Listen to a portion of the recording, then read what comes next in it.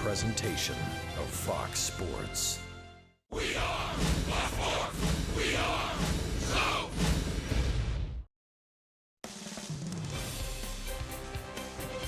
Welcome back to Dodger Stadium. We wrap up the series with the Los Angeles Dodgers, and a real treat, the legendary voice of the Dodgers, Vin Scully. Oh, bless your heart. Sunday. Good to be with you. Happy Sunday to you. Well, let's start at the beginning. Take us back to your first game, 1950. Holy mackerel. Well, the one thing I remember was I was terrified. I had done a few exhibition games, but now it's for real.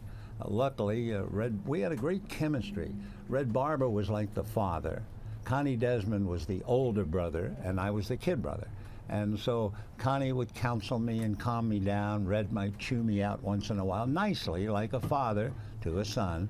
And interesting to think back, it was at Old Shibe Park in Philadelphia, and the Dodger pitcher was Don Newcomb.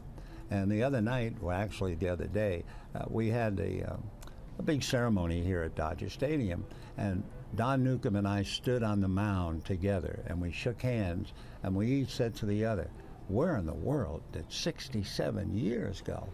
And then I said to Don, "Well, you know, your name is attached to mine, but not really." And he said, "Why?" I said, "Well, you were the starting pitcher, and I was assigned to do the middle 3 innings. And you were gone before the 4th inning." So he howled, but that was my first one, yeah. You've had a front seat for half the games played by this illustrious Dodger franchise. And one of the biggest changes in baseball was the move to Los Angeles. Oh, yes. What was that like as a native New Yorker to see that happen? It was bittersweet, and I use the word bitter not as strong as it means. I hated to leave my family, my friends. However, I was thrilled that I still had a job. I mean, I didn't know for sure. And from what I heard later, the people out here in L.A., they wanted the local announcers who had been doing the Coast League. They wanted them. And Walter O'Malley said, "No, I'm bringing my two." And thank goodness Jerry Doggett and I came out here, and we had a good time. Loyalty. Yes, oh, absolutely. Oh, he was a marvelous man. What's the word? Avuncular. Mm-hmm. He was everybody's uncle and a great man. Years ago, of course, the Braves and Dodgers had a great rivalry playing in the National League West. We don't see the Dodgers quite as often as we would like. What are your favorite moments of the head-to-head series between the Braves and Dodgers? Well, first of all I can think about, the first time I heard it, and I know some people are going to think he's got to be nuts, but the first time that they did the Indian chop, it was right at the most dramatic moment of the game. And I've always loved the roar of the crowd. To me, the crowd is as important as any part of the game. And when they started doing that Seminole whatever, I just had goosebumps from head to toe. I realized that, we saw Tommy Glavine and John Smoltz. Oh, we saw a great staff, Greg Maddux. But when I think of Atlanta, I think of the good folks doing the chop and that roar and all the goosebumps that I would get. That's really the most important thing. I know that sounds silly, but that's what I remember the most. Our fans think of you, of course, as calling Henry Aaron's 715th home run, and along those lines, your use of silence after that call was made. Well, it started actually when I was about 8 years old, growing up in New York, and there wasn't very much around those times, maybe a Saturday afternoon college football game. And I would crawl under a radio and listen to the game, and it had no meaning to me, Tennessee, Alabama, but the crowd would roar, and that crowd noise just absolutely intoxicated me. And so I've always kept it. And Henry's home run, Gibson's home run, all throughout my career, I like to call a play and then shut up, because for a brief moment, I'm 8 years old again. I'm listening to the crowd. And of course, with Henry, whom I loved, he was such a nice man. I mean, a superstar going under all kinds of pressure. He always had time to say hello, and I really did enjoy him. And I was so happy for him when he did it on our air, that at least we had the chance.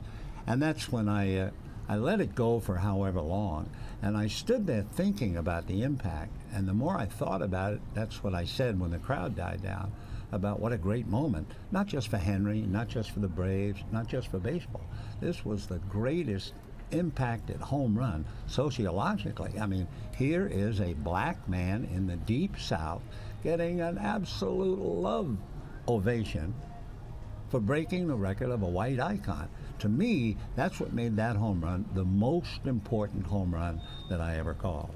Obviously, you're a walking, living encyclopedia of baseball. You've seen all the changes that have taken place in our game. What is the state of game of Major League Baseball as you see it today? Well, as I see it, it's fine. Now, maybe I'm only looking at it because I don't travel anymore.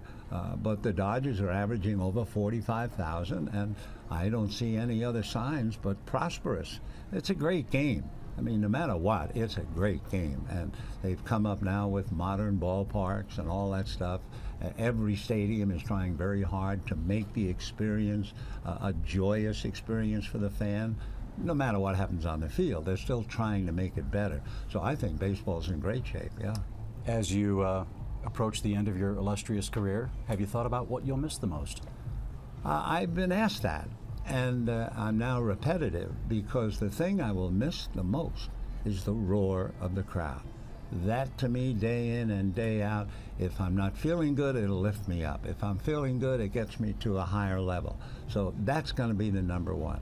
And as years have gone by, and it happens, I'm farther removed from the players.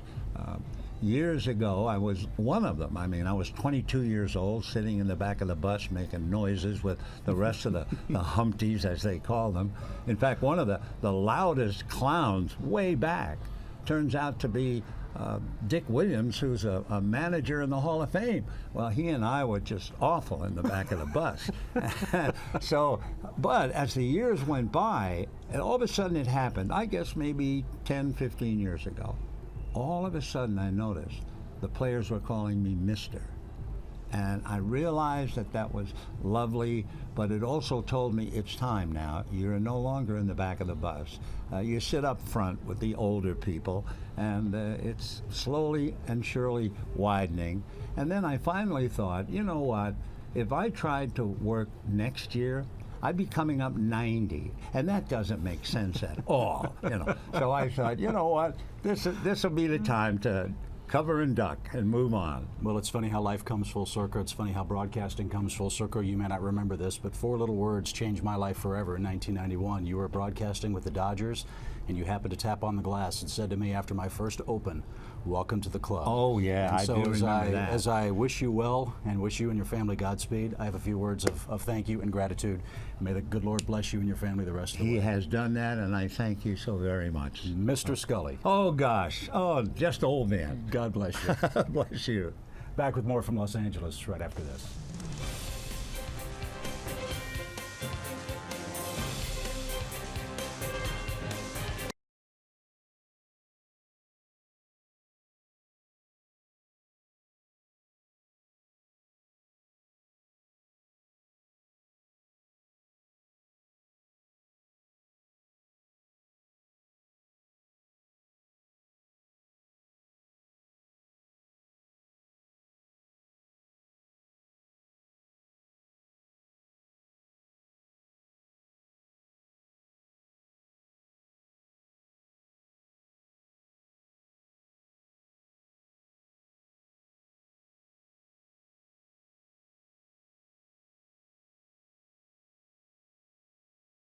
Back at Dodger Stadium, we're just about set, and our thanks to Hall of Famer Vin Scully. 67th and final season at the mic. You cannot imagine how busy a man he is getting ready for each and every broadcast. For him to share a few minutes of his time with us was an incredible joy, an incredible compliment, and we are so grateful to have had a chance to say goodbye to him as this is our final game with the Dodgers this year. Chip, I'm just glad I got to see this. I thought you did a marvelous job.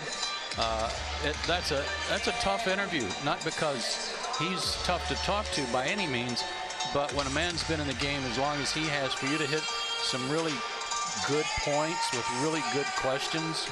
You're my partner and all that stuff, and I don't want to, you know, blow too much smoke. But I tell you what, that was as wonderful an interview as I've heard in a long, long time, and I congratulate you. Well, thanks. Wonderful. You know, with Vin Scully, much like working with you, all you have to do is put it on the tee and hand him the 7-iron and say hit it that way, and he certainly did that. And yeah, but there's that fear. Oh yeah. That we all would have of asking a dumb question or something that he's tired of answering, and he's such a joy. And those starting from the beginning and working forward was a great idea, and just well done. Well done, sir. Thank you, sir. We could have spent 4 hours talking to that man. I know.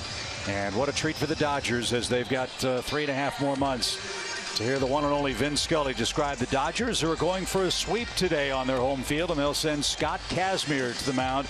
The Braves, one of 2 teams he's never faced, and unfortunately for Atlanta, they're catching Kazmir at a real hot time. Yeah, he's 32 years old, 6 feet 195, out of Houston, in his 10th year in the big leagues, a former first-round pick by the Mets way back in '02.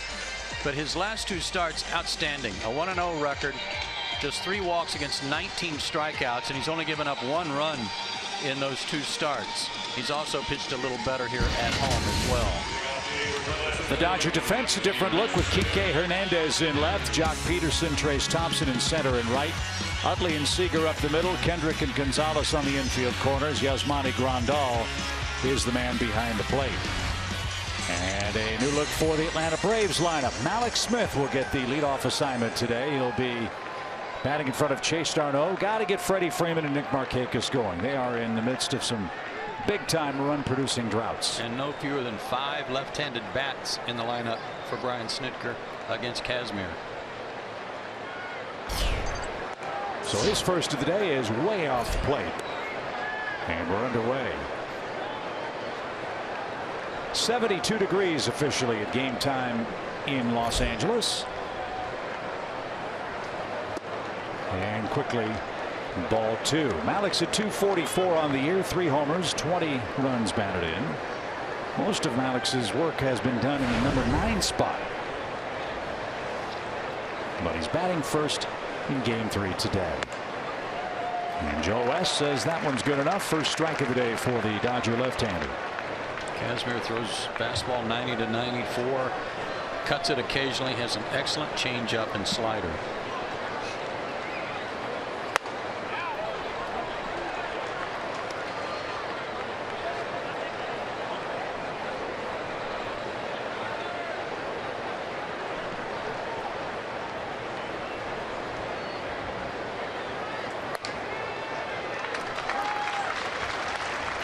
Bat by Malik just to make him work and see if he's going to walk him. Full count. And rolled toward the Braves dugout, out of play. We'll do it again. 3 balls, 2 strikes. I thought this was a good move today by Brian Snitker, because it was pretty apparent that Ender Inciarte need a day off. Had a base hit his last time up last night, which was good. But his average had really taken a hit lately.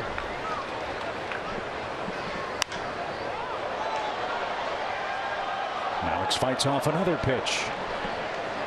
It's still 3-2.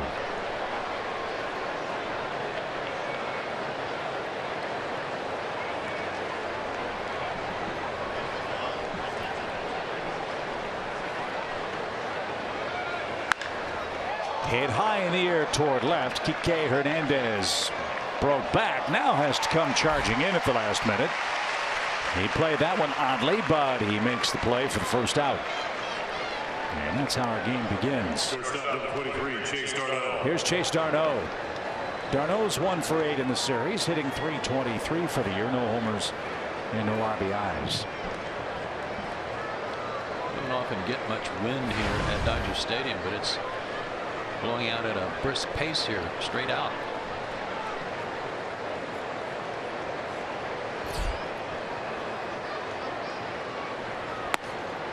Well, as my dad used to say when he'd come out here on a day like this, people shouldn't be forced to live in conditions like this. Exactly right. What a gorgeous day. Now the humidity has passed. It's a little hazy out beyond the gates. And still we can see the outline of the San Gabriel Mountains. Pretty good joint.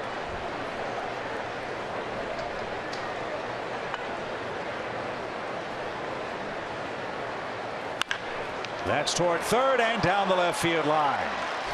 Look at Darno go. He's around first on his way to second. Kike Hernandez gets to it cleanly. And it's a 1-out double for Chase Darno.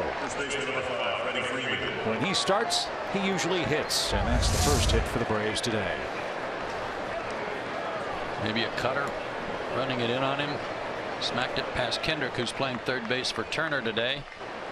Once everybody got out of the way, Hernandez played it wisely by allowing the ball to do that wraparound in the corner and come to him. So here we go. Our first opportunity to see the Braves hit with runners in scoring position. And this has been a gigantic albatross around the Braves offense. And for Freddie. Yeah.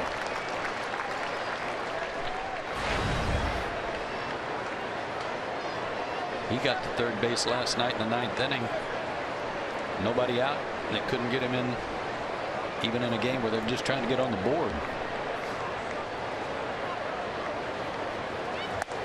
And it's funny how this has been cyclical for the Braves. In the early weeks of the season, Atlanta was very productive with runners in scoring position. They just weren't getting a lot of pitching. Now they're pitching, but they're not hitting in clutch situations. Worst in Major League Baseball since April 22nd. And Freddie Freeman won for his last 21 with a runner in scoring position. And he's quickly behind 0-2. And that's out of play.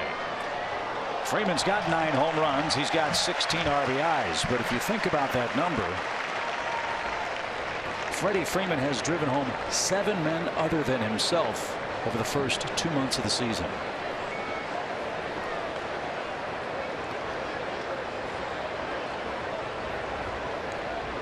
Let's see if he can bring home d'Arnaud here in the first inning.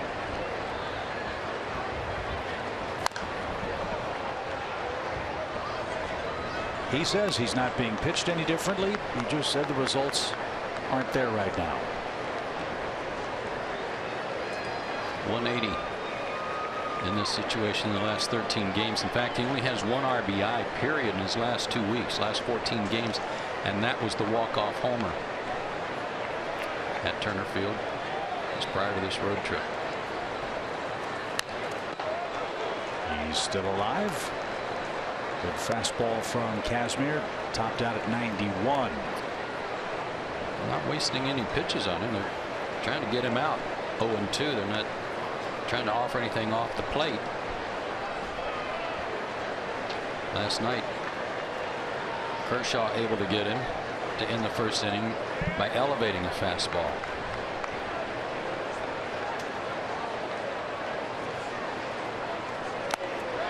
Swing and a miss. Freeman's down on strikes. That was a changeup.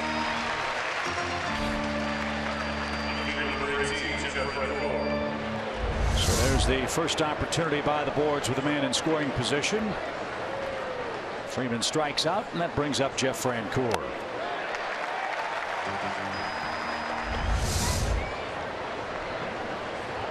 Jeff greeted Clayton Kershaw with a solid single in his first at bat last night. Let's see if he can do the same with Kazmir today. Jeff has worn out lefties all year, hitting .339 against them. He jumps the first pitch and drives this one deep toward right center field. That ball is going to bounce off the base of the fence, and that'll score d'Arnaud. Jeff Francoeur has doubled to the wall in right, and Atlanta has struck first in the first. It's 1-0. Didn't waste any time either, did he? Always a first pitch fastball guy. Did he get a fastball here? No, it looked like maybe a cutter. And he nailed it. Just missed hitting it out of here. And with the wind blowing out, I'm surprised it didn't go. Good start. Matt Whistler's got a run to work with. Stop the presses. So here's Nick Markakis. Nick's driven home 9 runs in his last 24 games. And is 1 for 8 in the series. He's seen Kazmir a lot, and he's hit him hard.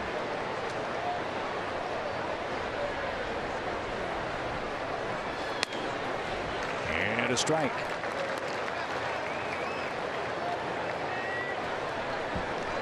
Tell you how important that first run is for the Braves. Atlanta's record is 16-39 overall this year, but when they score the first run in the game, they're 9-10.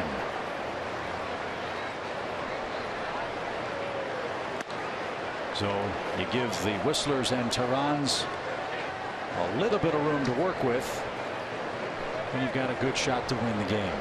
And this guy, first inning problems, no stranger to him. High batting average. A ton of the runs he's allowed have come early.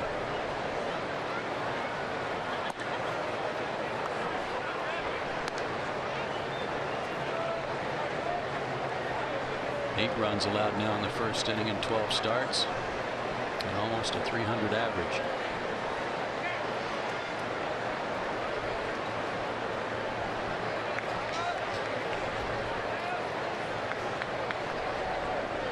Two balls, one strike. And a base hit the other way. Here comes Frenchie around third. They're going to wave him. Hernandez's throw is up the first base line. No chance. And Nick Markakis singles with 2 outs. And the Braves now lead 2-0.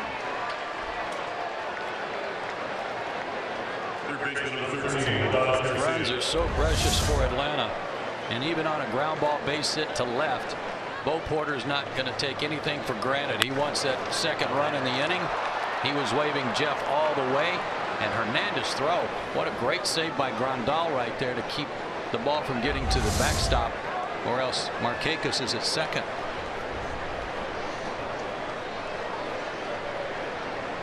So it's 2-0 Atlanta in the first for Adonis Garcia. And he takes a strike.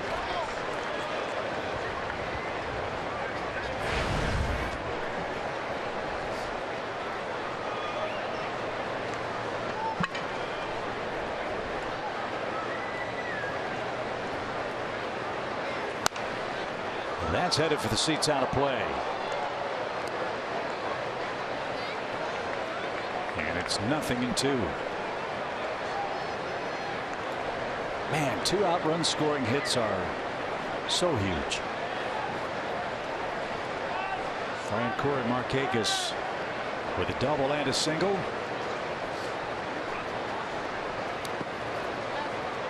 And Grandal, a nice stop. Yeah, 55-footer. Kazmir was the next big thing when the Mets got him. Hard thrower, of course left-handed, out of Texas. Always has some significance. Hard thrower out of Texas. He tomahawks that ball into left field. How in the world did Garcia hit that? 73 mile an hour. I think it was just a high-hanging breaking ball. It's number 58, 4 hits in the inning and not done. Might have been a changeup that just leaked out of his hand sideways. He sure did tomahawk it. But when Kazmir first arrived on the scene and got to the big leagues at a very young age with the Mets, everybody, I mean, by modern day comparisons, maybe a Steven Matz type guy. It just never really translated to a big season. Has 102 big league wins, but he's also got 93 losses and an ERA, career ERA, that's just under 4. But he can, on any given day, he can show up like he has been lately and dazzle you. His last start against the Cubs, 1-hit shutout over 6 innings.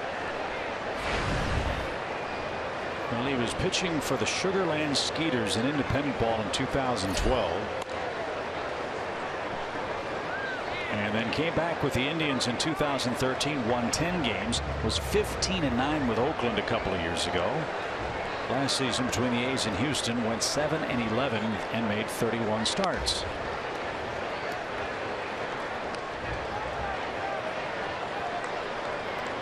And then the Dodgers signed him. A big deal. I'm left-handed. I might make a comeback. Not sure. You are the nastiest lefty in the league, as advertised. And you're right about Kazmir. He was so big in New York that Led Zeppelin wrote a song about him.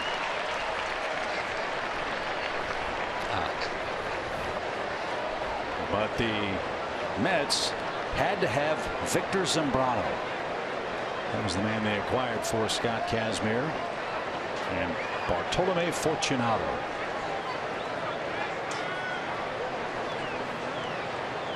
Shoulder, rotator cuff, and elbow problems have plagued Scott Kazmir since 2006. And a ground ball off the bat of A.J. Pierzynski will end the Atlanta first, but what a start. 2 runs on 4 hits. The Braves got 3 consecutive 2-out hits against the Dodger left-hander, and Matt Whistler has a first inning lead to play with in the series finale. Great news for hot dog fans. You can now get hot and juicy Dodger dogs outside the stadium.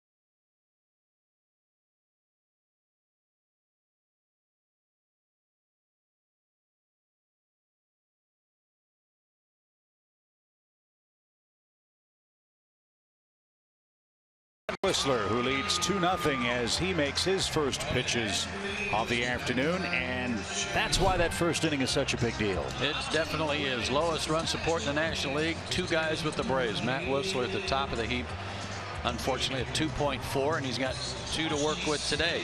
So that leads us to his Ford keys today. He's probably looking at the scoreboard and kind of jumping up and down inside, so don't be giddy. Going out there and pitch your ball game, be excited about that, and knowing that you've got 2 runs to work with, and per inning. He's doing a great job of having quick innings, averaging right around 14 pitches per inning. Get Kazmir back out there and let your offense add to the lead. Yeah, only one man has been thriftier than Matt Whistler on a pitch per innings basis, and that's the man we saw last night, Clayton Kershaw of the Dodgers. So Chase Utley leads things off. He's had a rough series. He's 0 for 9 and has struck out 5 times. 4 of those strikeouts came in the opening game of the set. And this one's hit toward left. Can of corn for Jeff Francoeur. And Utley's retired quickly. 1 man down. The 2 runs on the board today for Matt Whistler equal the total number of runs the Braves have scored for him in his last 2 starts combined.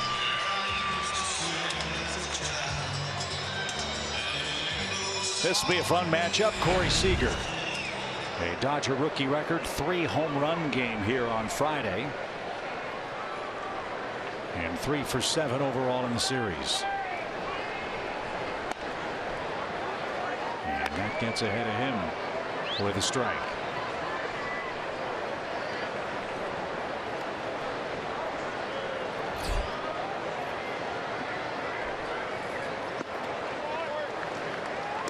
Both of us were kind of scratching our heads the first time we saw the Dodgers in Atlanta, and specifically about Seager. He didn't have a good series.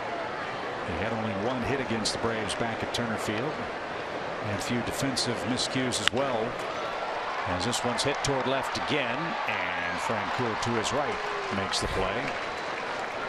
But Seager certainly has opened our eyes this weekend in his home park at Dodger Stadium. Yeah, the ball really jumps off his bat as we saw here Friday night. And a better defender than what he showed in Atlanta. Another thing to factor in with Whistler, this is a great pitcher's park. And he is a fly ball pitcher. First 2 outs, fly outs to left. We'll keep an eye on that as Trace Thompson digs in with the bases clear and 2 out. Thompson's hit a homer in the series too. Getting a lot of playing time because of a banged up Dodger outfield. Andre Ethier still hurt. Puig's on the disabled list. And his emergence allowed the Dodgers to make a somewhat surprising move today. They designated Carl Crawford for assignment today. That means they have 10 days to trade him or release him. Either way, they've got to pay him $35 million.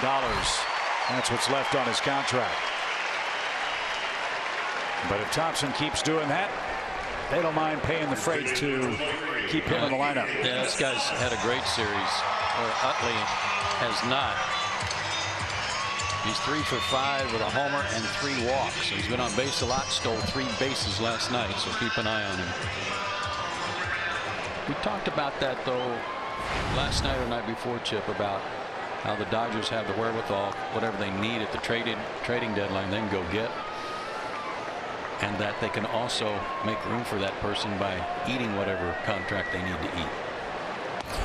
And that's a big one. You bet. That's a 4-course meal contract to eat.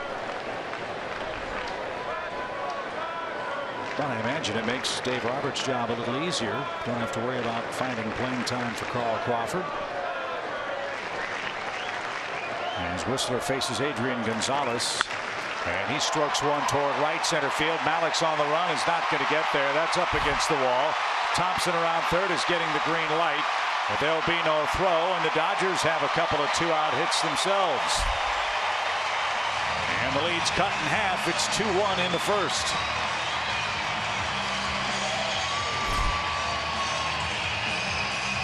That's Adrian Gonzalez's first hit in the series. I said to Chip before the game started, if you had known that Utley and Gonzalez were going to be 0 for 16 in the first 2 games combined of this series, you'd like the Braves' chances. And yet the Dodgers won each of the first 2 games, and now Gonzalez gets his first hit. And Howie Kendrick's up with Gonzalez in scoring position. And AJ body blocked that. 1 ball, no strikes.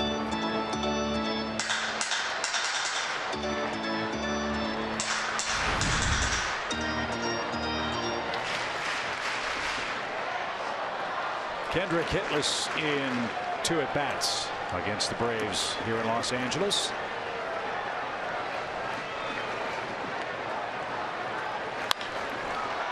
And that's driven toward the upper deck. And on the ricochet ends up down below behind the Braves dugout.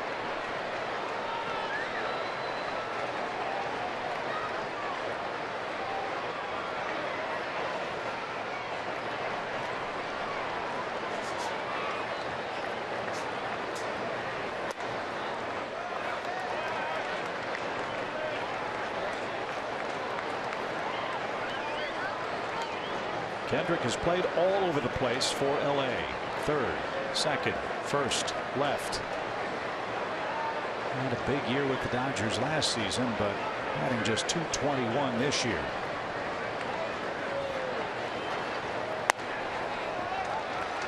And while Los Angeles is only 4.5 games out at first, and with 30 wins against 27 losses, this is not by any stretch an offensive juggernaut. No, it's not.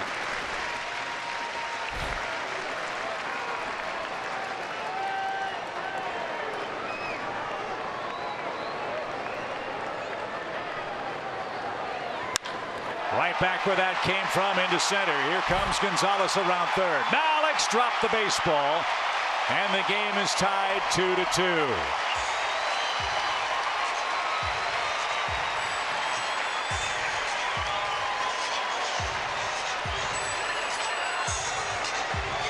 Like I said, don't get giddy.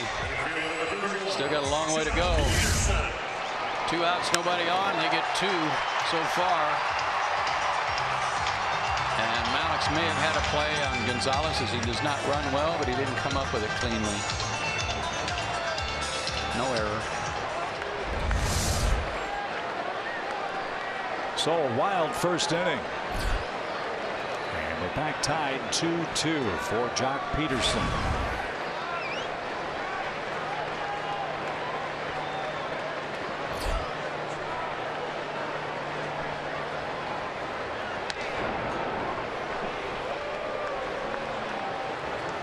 Funny game, isn't it? Can pitch so well with no run support. You get 2 quick ones and then 2 quick outs. And just like that, the blink of an eye, the Dodgers tie it up with 3 straight hits.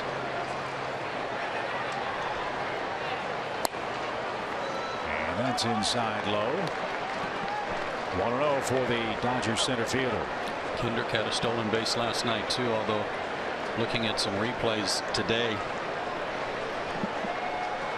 Braves got all those guys. They were all out. And yet the Braves went 0 for 3 in those. Yeah, the Dodgers had 2 stolen bases that were challenged at second base. And then Ender Inciarte thought he stole second, and he was called out. So it was another frustrating part of the game last night.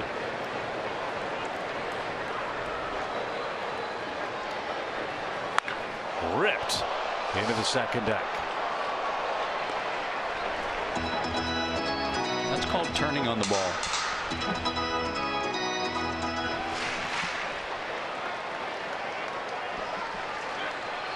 I'll bet his hand hurts. You know it.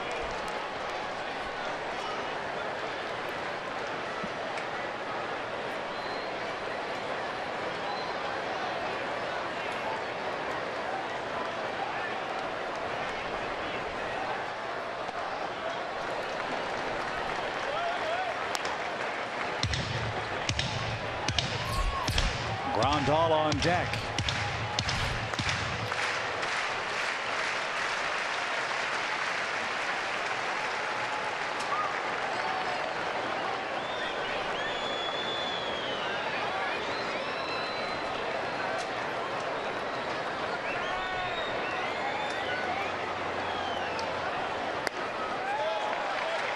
Two on, 2 out. 4 straight Dodgers have reached. After Utley and Seager flied softly to left. And now Yasmani Grandal, sporting a 190 average, will step in. Well, the other key was per inning, those low pitch per inning numbers for Matt Whistler, and he's already at 20. Things were cruising along with the first 2 outs.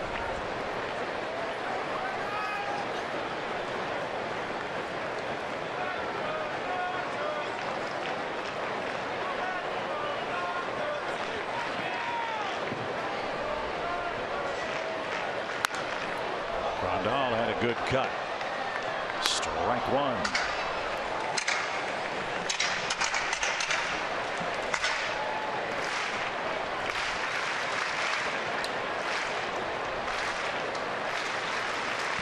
Grandal, a former #1 pick of the Reds in 2010. Went to San Diego with Yonder Alonso, Brad Boxberger, and Edinson Volquez, with Matt Latos and Grandal going the other way.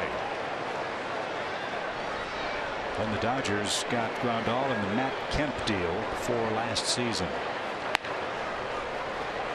There's a good hook. I thought that ball 4 breaking ball was pretty good. Certainly good enough to swing at. Peterson able to lay off.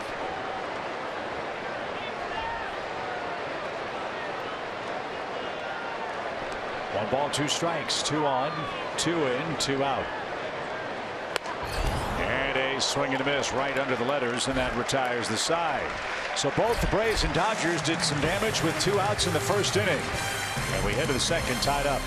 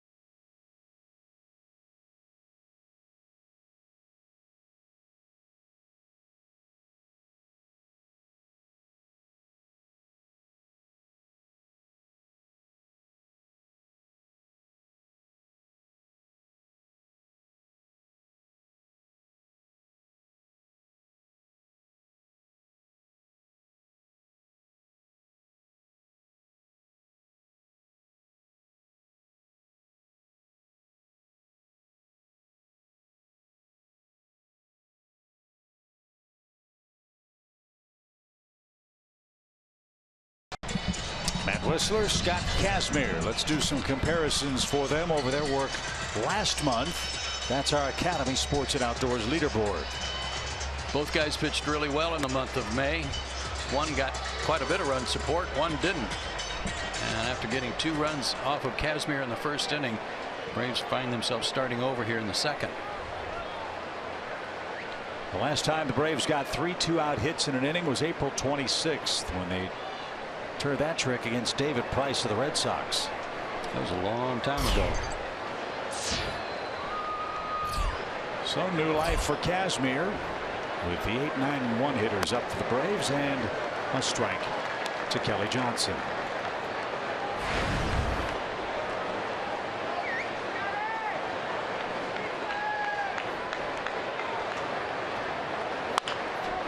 Little roller will stay fair at first. Easy play for Adrian Gonzalez. And Matt Whistler is coming up.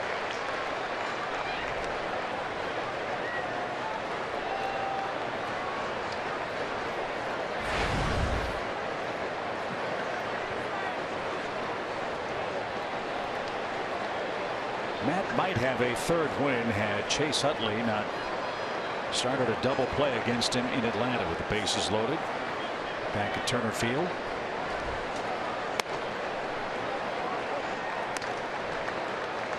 It was the first time we saw Clayton Kershaw when he gave up a season high 10 hits. Last night Kershaw pitched a season low 6 innings. Matt pitched a good ball game that night too. Got a no decision. Pitched into the 7th inning, and the 1 run he allowed was unearned.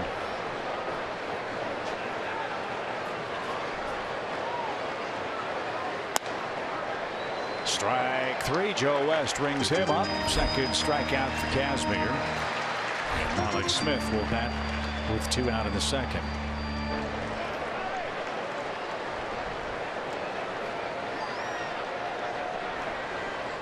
Fielder number 17, Alex Smith. Alex has had a remarkable run in his rookie year. 20 runs batted in. That's tied for 6th most among all rookies.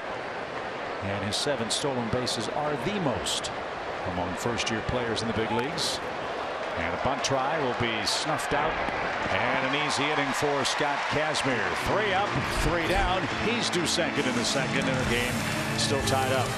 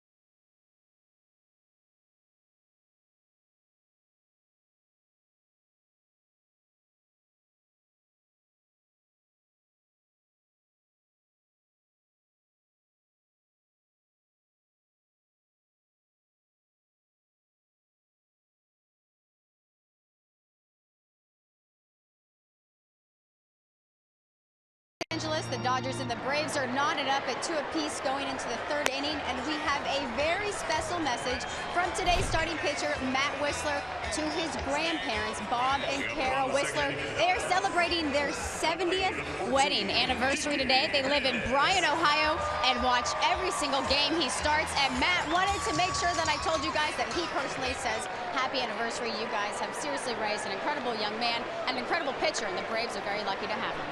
70 years together. Wow, that's great, Kelsey. Thank you. Congratulations to Carol and Bob.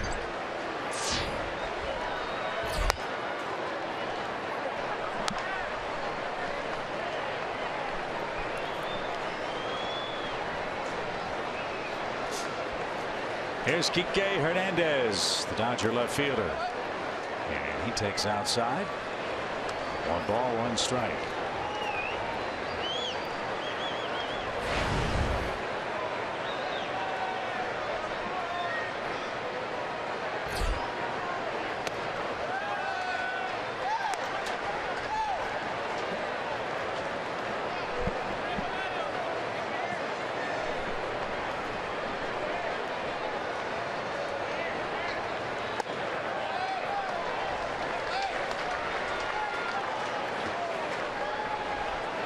That's not dialed in yet. Don't want to issue a leadoff walk. We have Kazmir waiting on deck.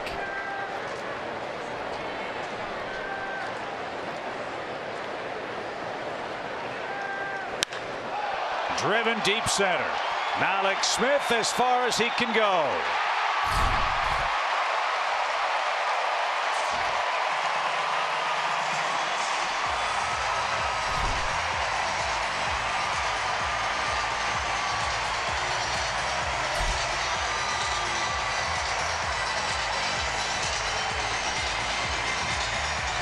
Everybody around this organization loves Kike Hernandez. It's just a matter of where do you find enough places for him to play. And his numbers suffer because of inconsistent at bats. But he just launched one to straightaway center here. His 4th homer and 10th RBI and a sprint around the bases. 2nd homer in his last 7 games. He homered June 1st against the Cubs at Wrigley Field. So Los Angeles 3 unanswered runs and leads now 3-2.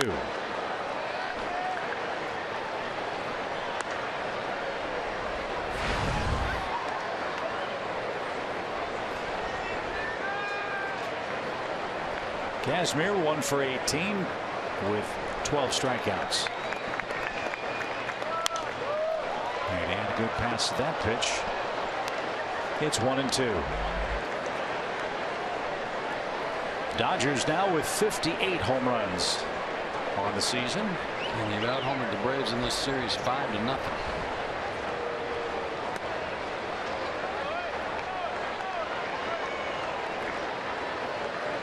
And in the last 21 games head-to-head, including postseason play, the Dodgers have out-homered the Braves 24-6.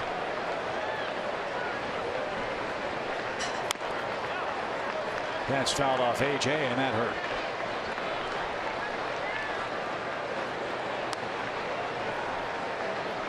Kike Hernandez home runs.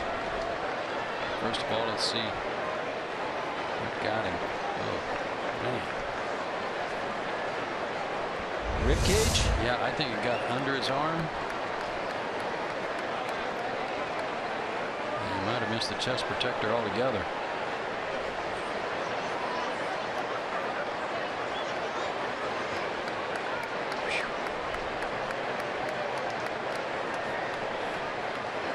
Kike Hernandez home runs, 4 of them this year, 2 off Madison Bumgarner, 1 off John Lester, and today.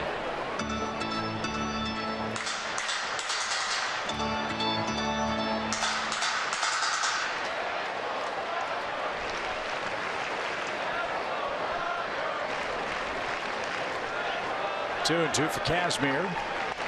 And a swing and a miss. Whistler's 2nd strikeout. And the Dodgers with a big home run advantage over the Braves head-to-head. And overall this year, they've hit 58 homers. The Braves have hit 22. And while that 58 homer total sounds like a lot, Dodgers are only 9th in the National League in home runs. The Cardinals have hit more home runs than anybody, and they bombarded Jeff Samardzija and the Giants yesterday.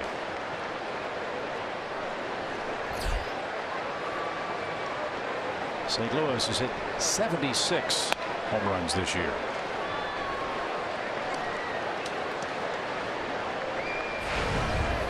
But there were a few home runs hit in Cincinnati today. Is that a 10-9 final? 10-9. Washington outslugged the Reds.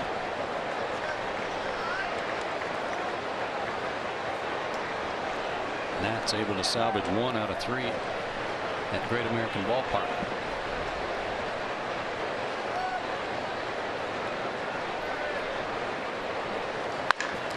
Rip toward right, and a tumbling catch made by Nick Markakis. Even when Utley does hit the ball on the nose, they're being caught. And here's Seager. One other final in National League play. Mets and Marlins. Jose Fernandez struck out 14 today and beat New York 1-0. Wow, what a game.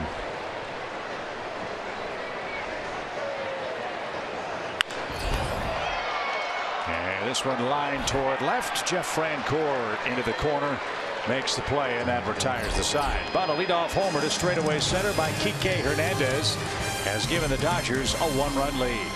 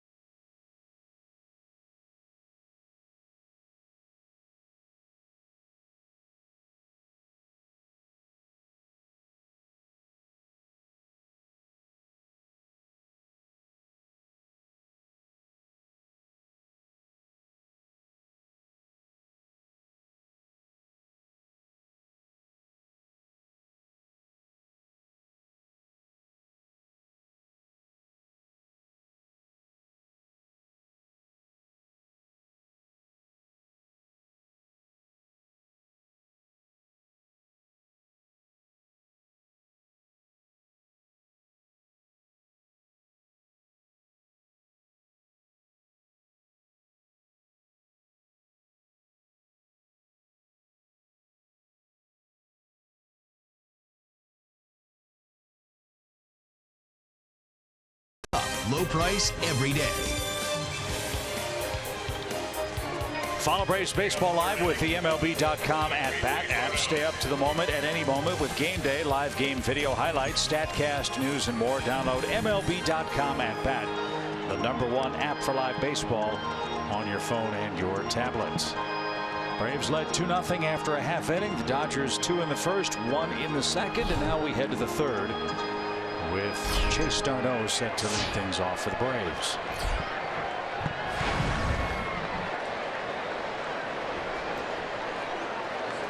Dodgers had a little treat for Joe West when they made their way through the lineup for the first time.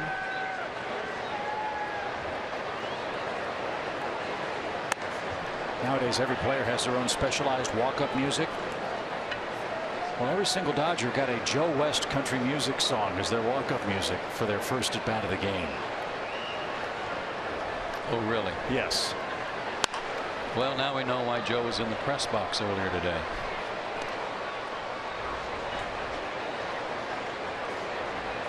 Wonder if he noticed. I'm sure he did. I'm sure he had an inkling. 1 ball, 1 strike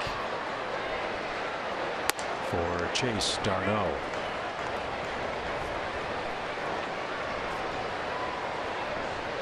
Joe West has been very innovative with gear over the years and improvements in protective gear for umpires. He and a lot of other umpires wear an item called a West vest, chest protector and shoulder pads.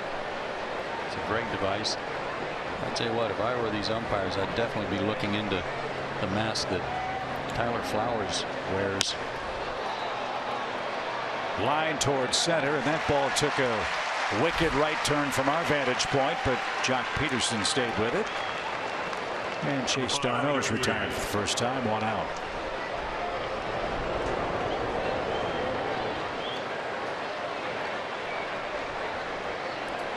All you can do is swing the bat and hope to hit it hard. He did, but right at him. Freddie Freeman struck out in the first. I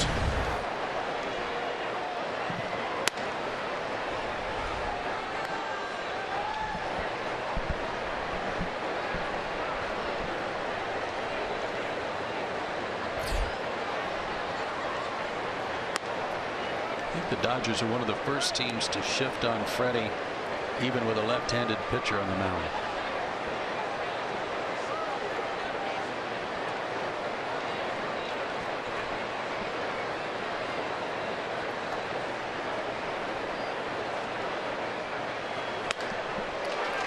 And when Freddie Freeman first came to the big leagues, I never would have guessed that teams would be shifting on him like they do. Yeah, he was a line-to-line hitter and plenty of power toward left center field, but we've seen very little of that so far in 2016.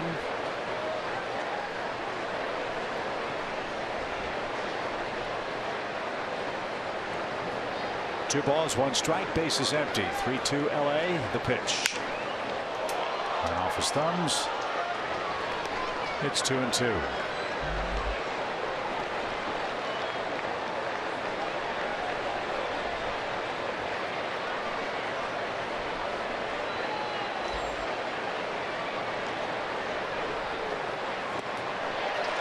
Freeman's down on strikes for the second time. Well, his strikeout totals are alarmingly high. It's not like Freddie Freeman, who's now struck out 62 times in 206 at bats. That's a lot for him.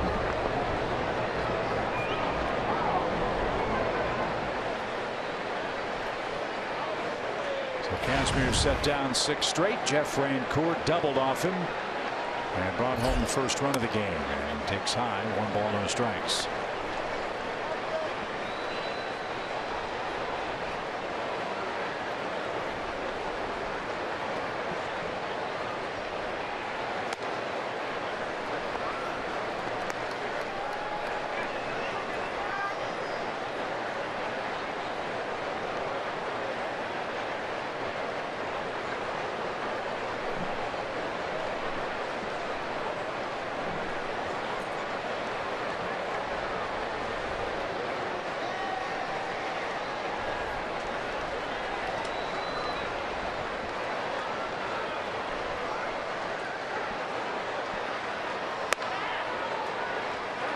That caught a corner. 2-1 the count. You mentioned the other day that after the injury to Hunter Pence that the Giants might have interest in a lot of different players, and one of them being Jeff Rancourt, who had a brief stint with the Giants earlier in his career. And the Giants do have a scout here for this series.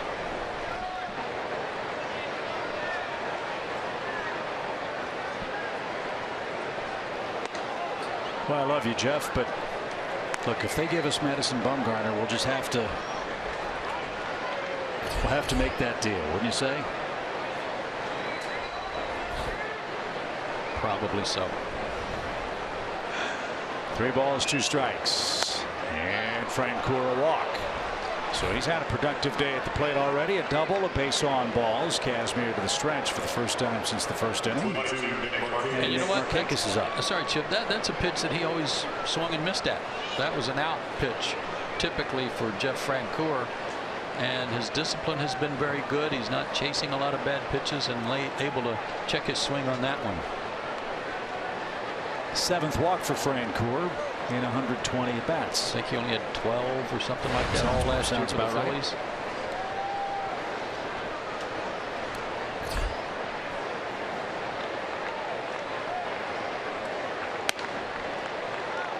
A lot of 2-out hits already in the game. Let's see if Atlanta can pick up another one.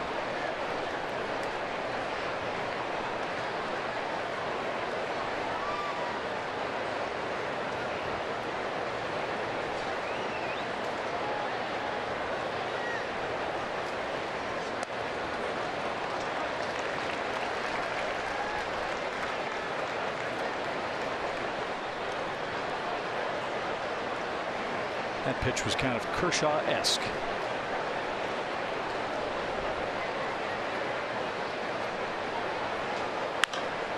High fly ball down the left field line. That's slicing toward the stands, and No play. I would bet there are a lot of things that Scott Kazmir has learned since he's been here, just sitting next to Clayton Kershaw and talking a little pitching.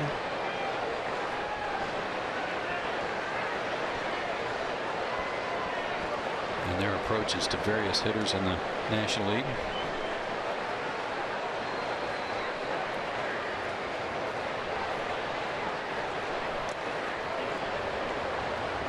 Well, everyone around the ballpark last night said that Clayton Kershaw didn't have his great stuff. Well, he only gave up 3 hits.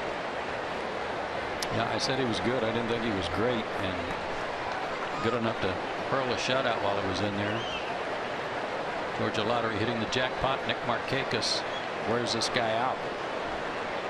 Already a single today.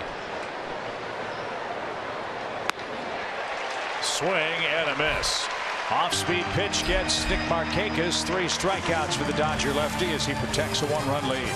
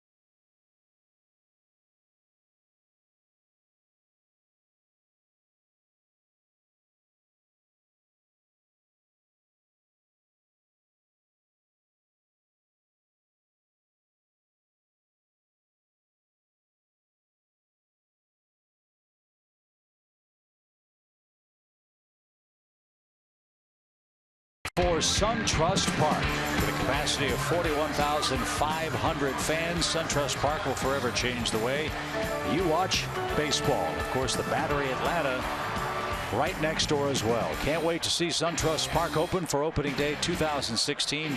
For season ticket information, go to braves.com/SunTrustPark. 17. Excuse me, I said 16. Didn't have the promo right in front of me. You know what?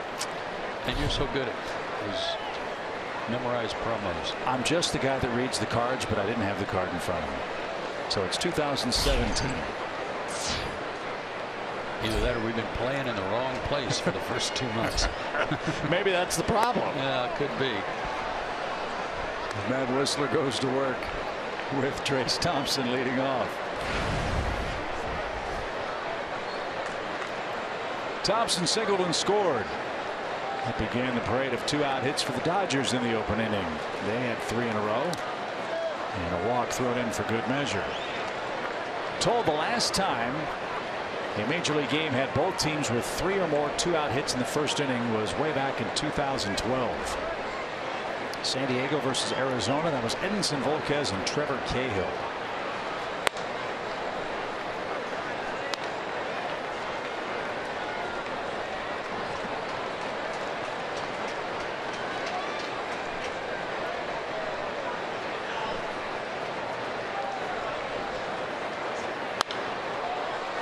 That's out of play, foul by Thompson. Talked about this guy a lot during this series. We like him a lot, but everything he does is loose and free. Quick swing, quick feet.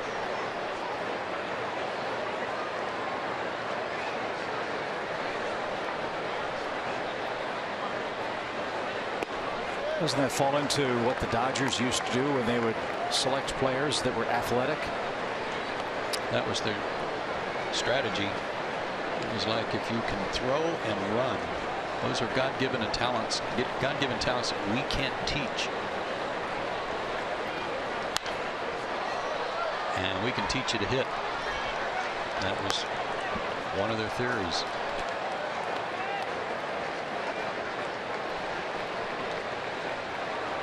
Well, whatever they've taught Thompson, they've taught him well this year, batting .283 with 9 homers and 21 driven in.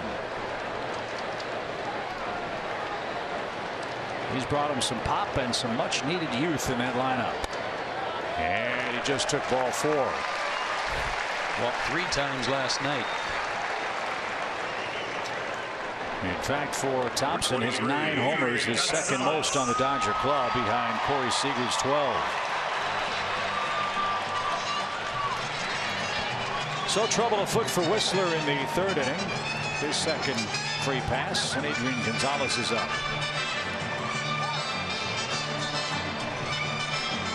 You knew it was only a matter of time before Adrian Gonzalez got going. The Braves had shut him out in the first 2 games of the series. Not a bad move by Dave Roberts. Took Turner out of the lineup today. He'd been struggling. And he was batting in the 3 spot. He moved Thompson, one of his hotter hitters, up to the 3 spot ahead of Gonzalez.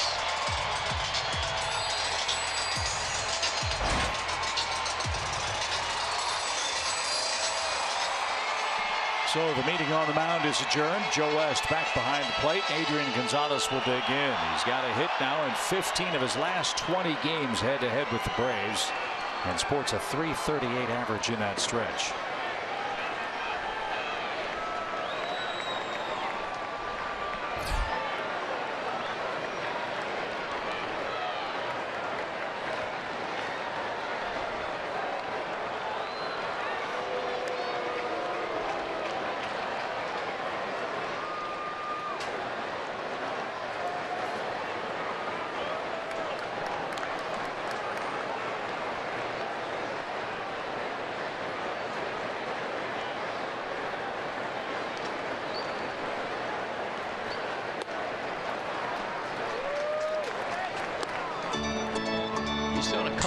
Curveballs today, but Matt Whistler not as sharp with that pitch as he has been.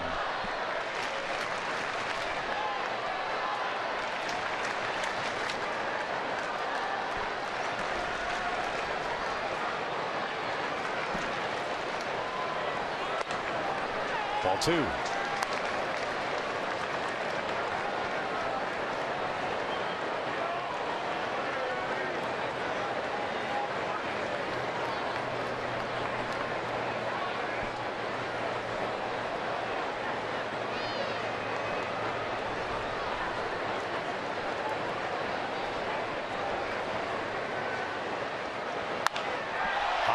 Fly ball hit to right, but playable for Markakis.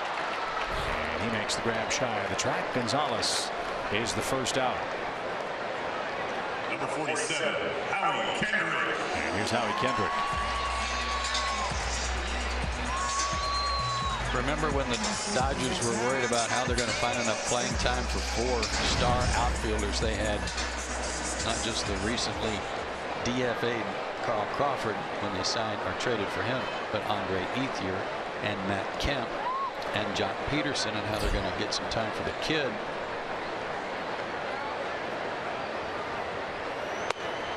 And lo and behold, Peterson's the only guy out there. Ethier's on the DL, Kemp's in San Diego, and now Crawford has been designated for assignment. And Yasiel Puig, he's on the DL with a hamstring problem. No balls and a strike for Howie Kendrick. And that's hammered into the seats, foul to our right. Well, I guess you could say as we get close to the August 1st trading deadline, it's fun to look at this Dodger club and say, all right, what do you think they need? You know they've got the #1 spot locked up in rotation. It's Clayton Kershaw. But after Clayton Kershaw, they're under 500 as far as their starters are concerned. As we mentioned, this is not a high average hitting team. This is not a particularly power laden team. And last night notwithstanding, they're not a club that steals a lot of bases. So with a crowded outfield and the need for offense, how would Los Angeles improve that facet of their game? I'm not sure that that's where they would go first. It might be more rotation. They're trying this kid. I can't say his name. Urias. Urias, yeah. That ground ball the other way. Nice piece of hitting by Kendrick. Thompson around second. He's on his way to third. He'll make it there without a throw. And the Dodgers threatening with first and third, one out. They're hoping Urias can perhaps step in and fill a spot in the rotation. See how that works out. Nice piece of hitting here by Kendrick, doing what he does best, and that's handle the bat and take advantage of that opening on the right side.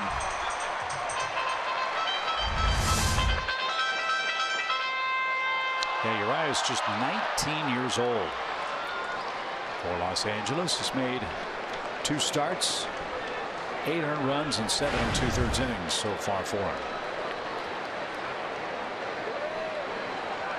RBI chance for Jock Peterson with 1 out. Peterson walked in the Dodger first inning.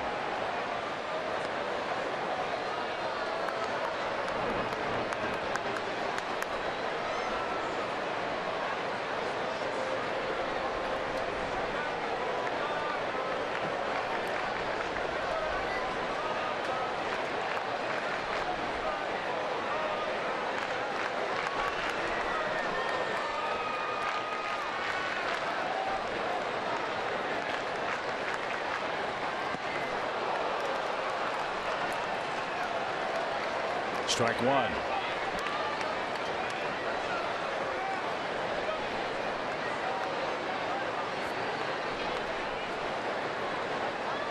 Peterson was going to play baseball at USC. The Dodgers took him in the 11th round in 2010. He got to the big leagues in 2014 for the first time.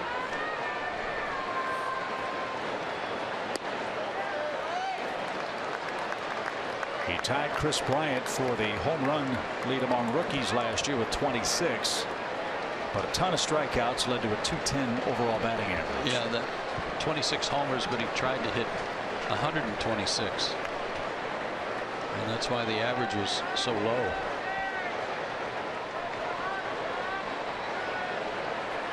And it was interesting, too, for the Dodgers before the so-called book was totally out on Jock Peterson.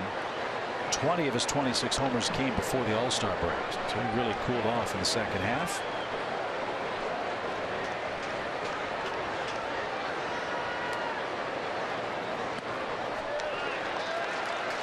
AJ caught that awkwardly. 2 balls and a strike. Trying to make a good pitch with an off-speed pitch that he might roll over the top of, take a big swing, hit off the end of the bat perhaps, and the Braves give the Braves a chance to turn a double play.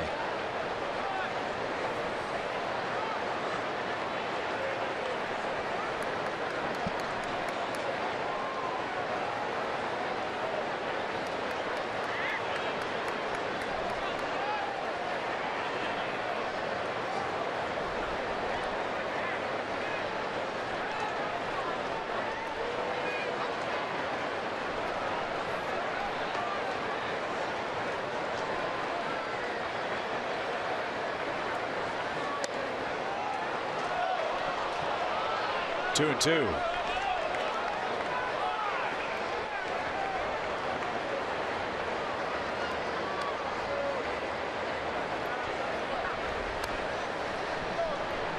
That was a good pitch to set up maybe what I was talking about before, to set up an off-speed pitch.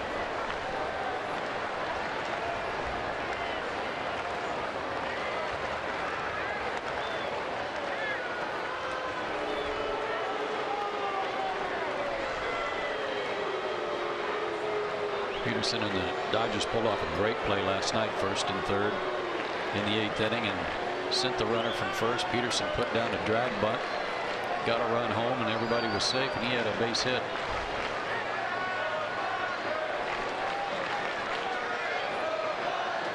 Runner at first goes. The pitch grounded foul past first. And Howie Kendrick will head back with the count still 2 balls, 2 strikes.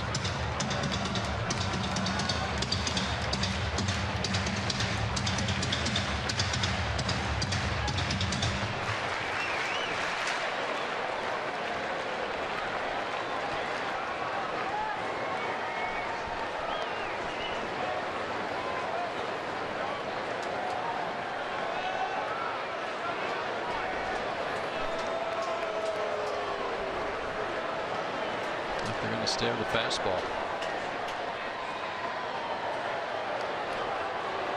And it's ripped into right field for a base hit.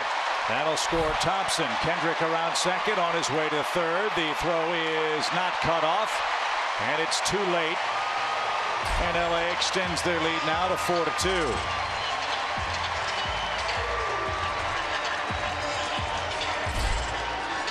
LA cashes in a leadoff walk. Fastball in. He just turned on one foul and didn't exactly plaster this one, but it was up. He was able to turn on it and fight it off enough to drive in a run and trade places with Kendrick. So 26 RBIs for Jock Peterson. And Yasmani Grandal is the hitter. A run on 2 hits and a walk for LA in the 3rd inning. They've scored the last 4 runs in unanswered fashion.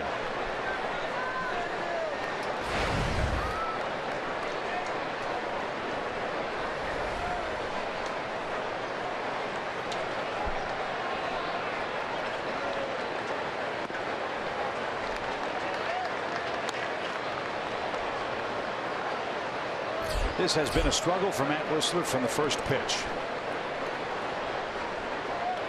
He's still got good velocity. He's throwing 92, 94. His curveball has not been sharp today. And a lot of deep counts.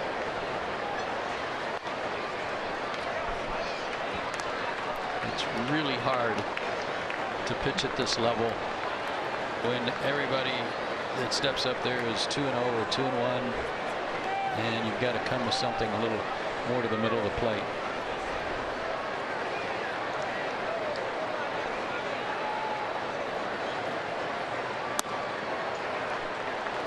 And then you don't get the call when you've been scuffling with that pitch.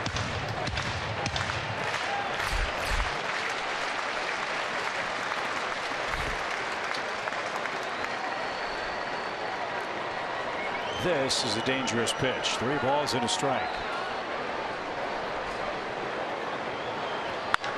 High fly ball hammered right. Markakis back at the wall. That ball is gone.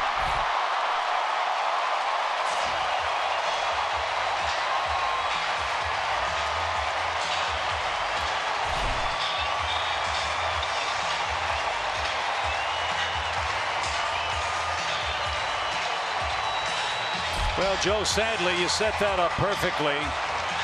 2-1, 3-1, you fall behind. You have to make too good a pitch. And at this level, guys like Grandal aren't going to miss it too often. As you said, a dangerous pitch, and you can see Wisler's reaction. Maybe a 2-seamer. He was trying to run back to the inside part of the plate, and it ran back to the barrel.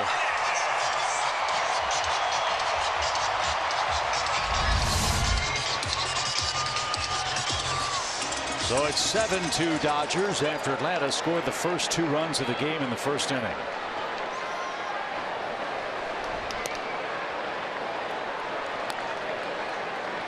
This is the most runs Matt has given up in a start this year. And it ties his career high. In fact, Matt was so good in May, he gave up 12 earned runs the entire month.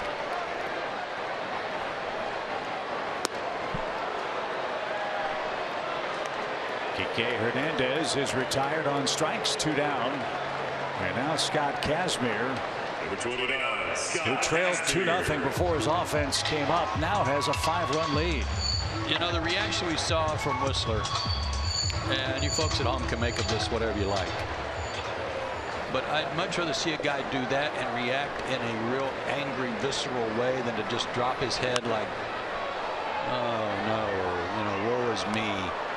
He was visibly angry. We've seen Julio Teheran do the same thing like 2 nights ago when he gave up the 3 homers, which were the only 3 hits he gave up.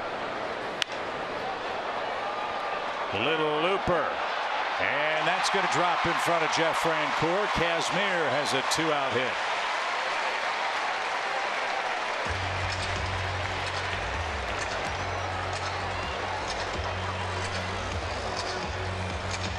And that's 8 hits for LA. Jeff may have been a little deep for the pitcher. So that one dumped in. But do you understand what I'm saying? Yeah. With respect to Whistler, I'm not trying to say, okay, let's make some chicken salad out of this. I'm saying this guy was visibly angry that he made that kind of pitch and they got hit that way. And there's fight in them. They keep trying to get better, make fewer mistakes. It's not there for Whistler today. That's pretty apparent, but he's not going to settle for it. Yeah, and you're not talking about turning over water coolers and throwing the bubble gum boxes in the dugout, any of that kind of stuff. No. I think that's a sign of the high expectations that Matt has of himself. Well, you're right. He just doesn't have it today. As the Braves bullpen begins to work, it's Alexi Ogando who's just gotten up here in the Dodger 3rd inning. LA got 2 in the first, 1 in the second, 4 here in the 3rd. Pitched last night, gave up a hit, a walk, and a couple of runs.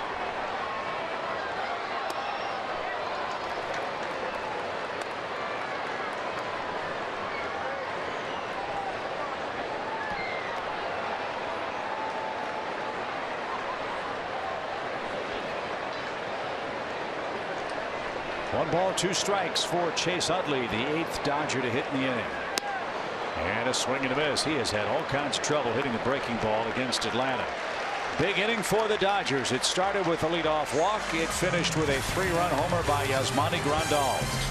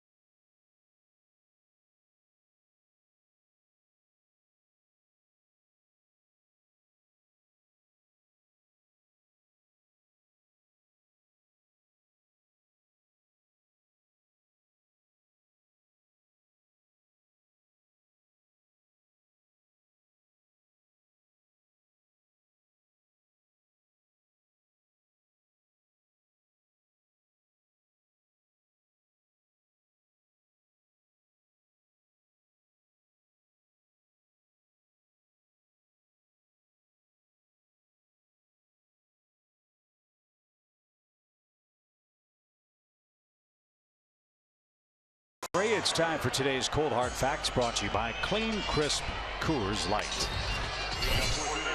That would be the Braves offense the last 7 games. 15 total runs scored coming into today. Talked about the trouble with runners in scoring position, but things got off to such a great start today. Braves got 2 runs on 4 hits in the first inning, had 3 2-out hits. That helped produce those 2 runs, but since then it's been all Dodgers. 7 unanswered Los Angeles runs. And Kazmir, who has never pitched against the Braves before, has only to face the Milwaukee Brewers to have pitched against every major league team.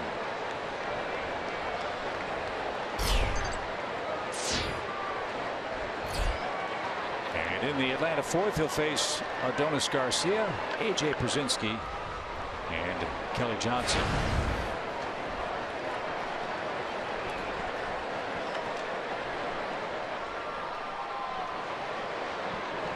Garcia with a single his first time up.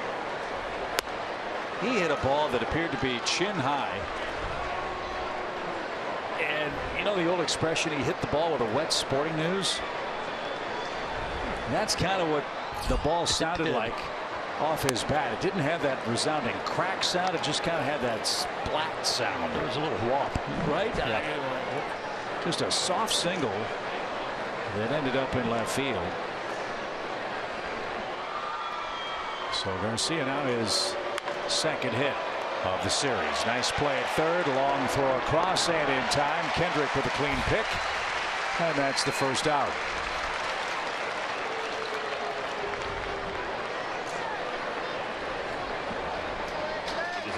Four strikeouts for Kazmir. He's issued one walk.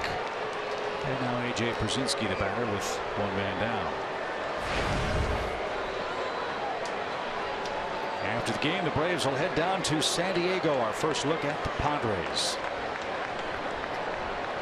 Night games Monday and Tuesday, day game Wednesday. Then we'll travel home and get set for a homestand at Turner Field.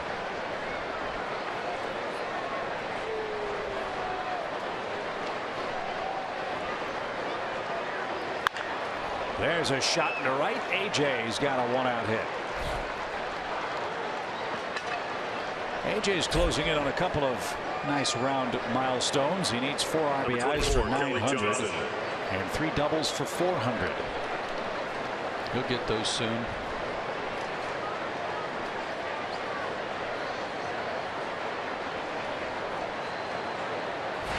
And a man aboard for Kelly Johnson, who bounced out weakly to first.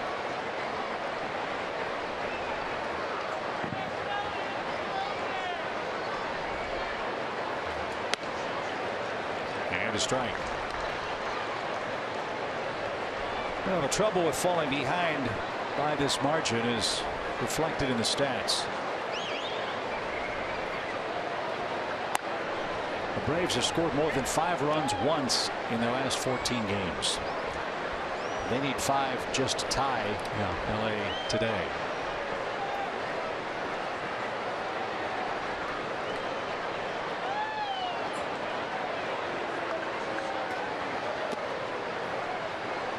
And that's a little low. 2 balls and a strike. Kelly took a fastball first strike, laid off the breaking ball. Might be waiting on, sitting and waiting on that changeup.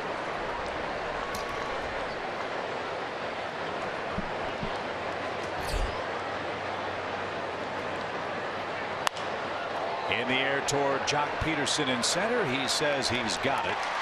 And there's out number 2.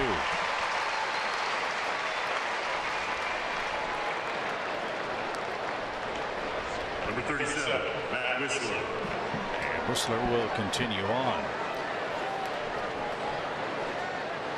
Braves have used their bullpen quite a bit in this series, so that can act as his own relief pitcher, one would think, and hopefully give Brian Snitker a couple more frames on the mound.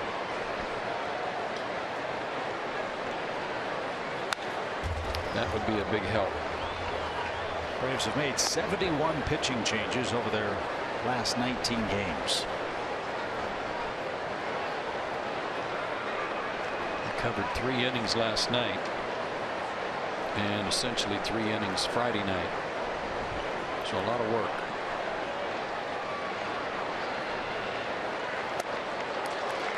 Didn't get the hook. It's 0-2. And theoretically, if those 3 innings are covered by 3 guys, then you're in pretty good shape because you got 3 other guys that can work the next night or be available. But last night, those 3 innings were pitched by 5 different pitchers, to your point. Taken low, 1 ball, 2 strikes.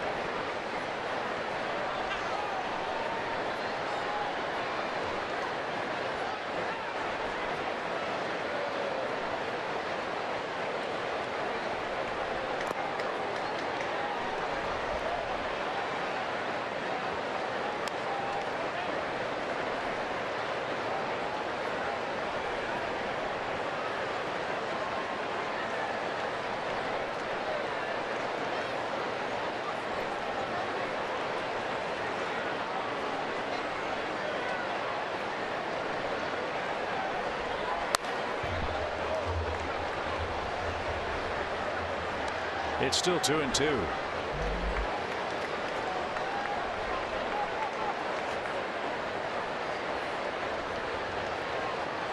Kazmir's been an all-star 3 times, 2006, 2008, and 2014. All over in the American League.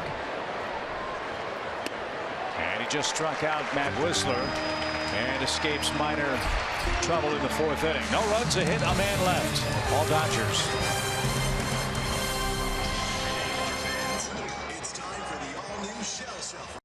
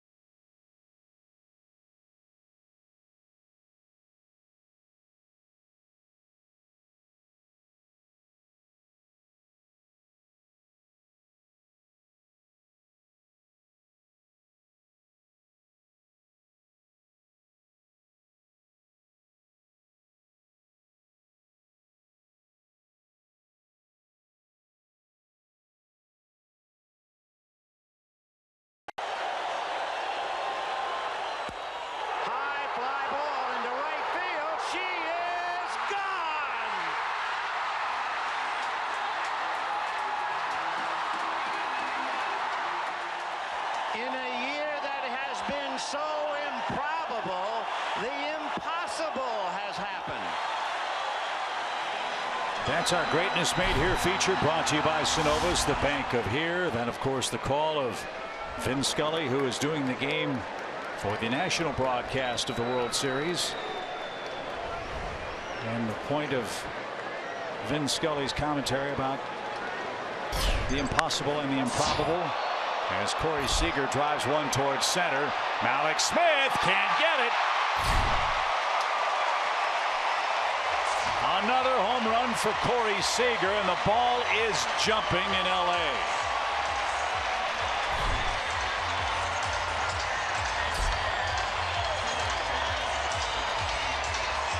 The way he swung the bat, there's nothing impossible or improbable about his home run stroke. No doubt. 4th homer of the series, 3 Friday night. And he's hit them to all fields.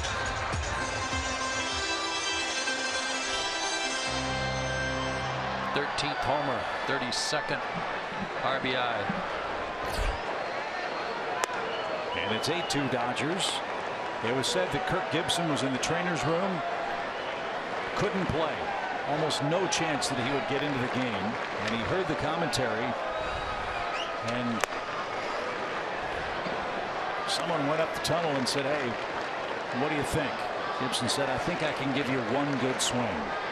And he basically hit that home run one-legged off Dennis Eckersley, and Dodger Stadium went crazy.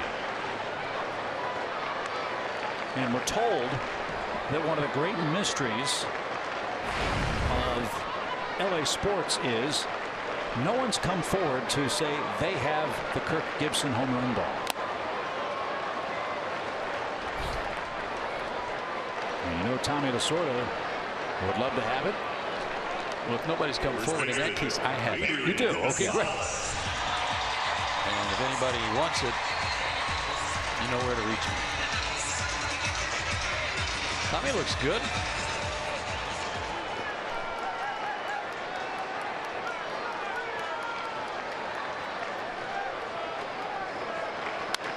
He had a bird's eye view of the Gibson homer. He's got a bird's eye view of the ballpark today. And Tommy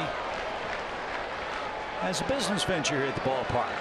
Tommy Lasorda's Trattoria is out beyond the right field fence. It's probably where he was the first 4 innings.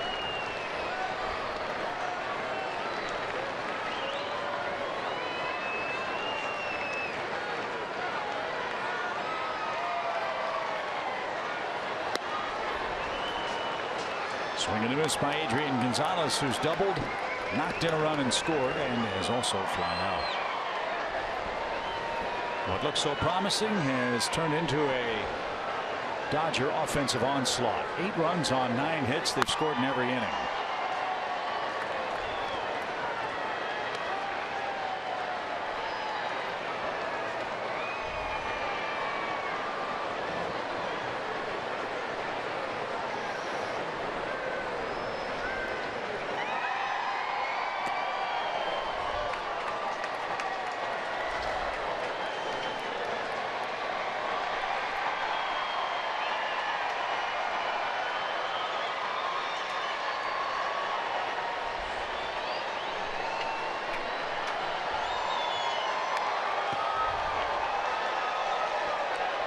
Two balls, 2 strikes. It's John Gant, who was called up yesterday and got in the game last night.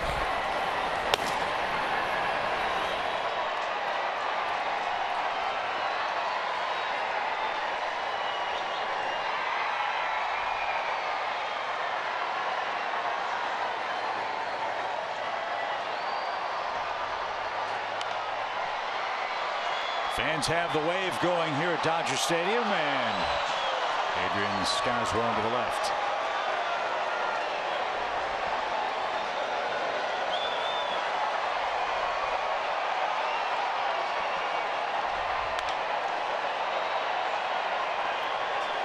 Keeps turning on that fastball in. He's pulled him foul this at bat, but not last time up. He hit a double. Or excuse me, his first time up. And hit one to right pretty deep his last time up. That back Markakis up.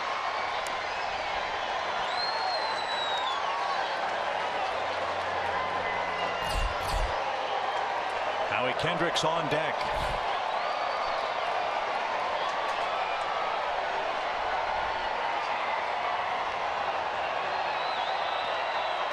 And that bends around the plate. Base on balls issued by Whistler. That is his 3rd walk in the game. And here's Howie Kendrick, 2 for 2.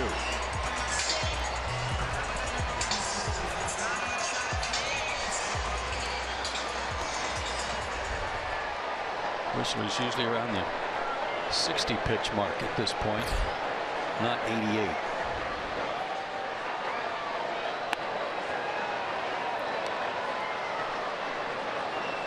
Well, whenever he comes out of this game, I think we'll say of him what we said about Mike Foltynewicz a couple of starts ago. Delete. Yes. Forget about it and move on. Get set for your next start.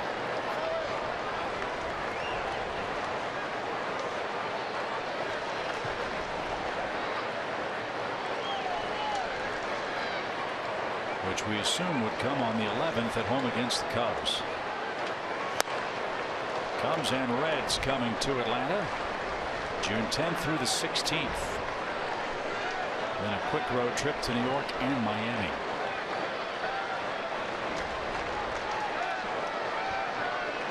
To Los Angeles.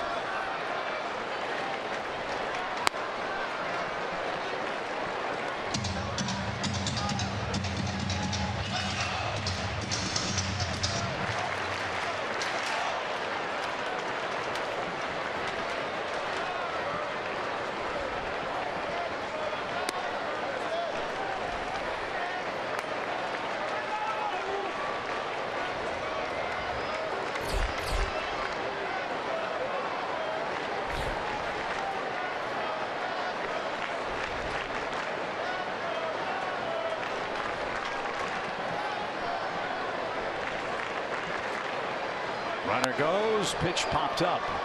And headed for the stands to our right. And a fan from Chatsworth, California, comes up with the souvenir. You got a nice college over there. Do they? Chatsworth College, you bet.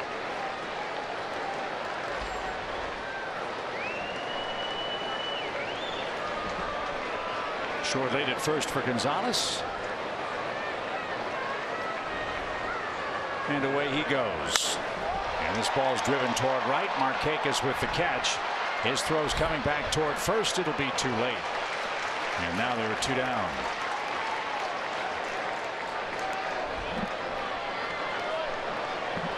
Center fielder, Jock Peterson. And Jock Peterson will be the batter.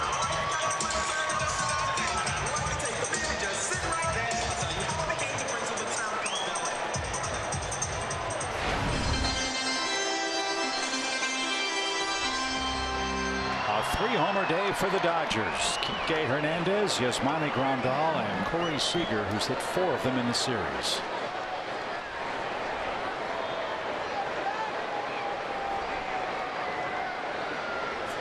Jock Peterson will be trying to add his name to that list.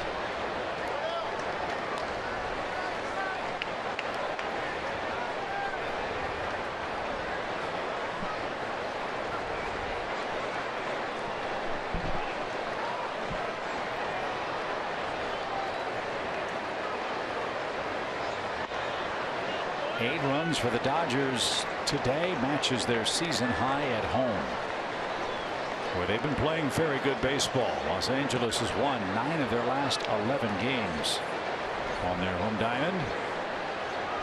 And they start play today 4.5 games behind the Giants, who play the game of the world against the Cardinals later. The pitch missed outside. 3-0 your count.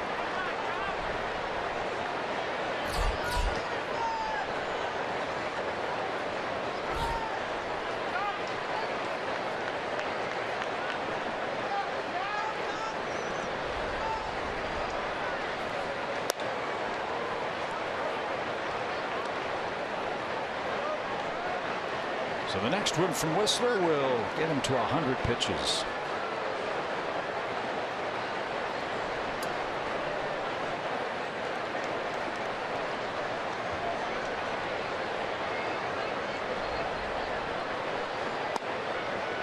Full count. And as Joe mentioned earlier, only Clayton Kershaw has averaged fewer pitches per inning this year in the National League than Matt Whistler. He's at 100 pitches and he's not through the 4th inning today. So uncharacteristic start for the young Braves righty.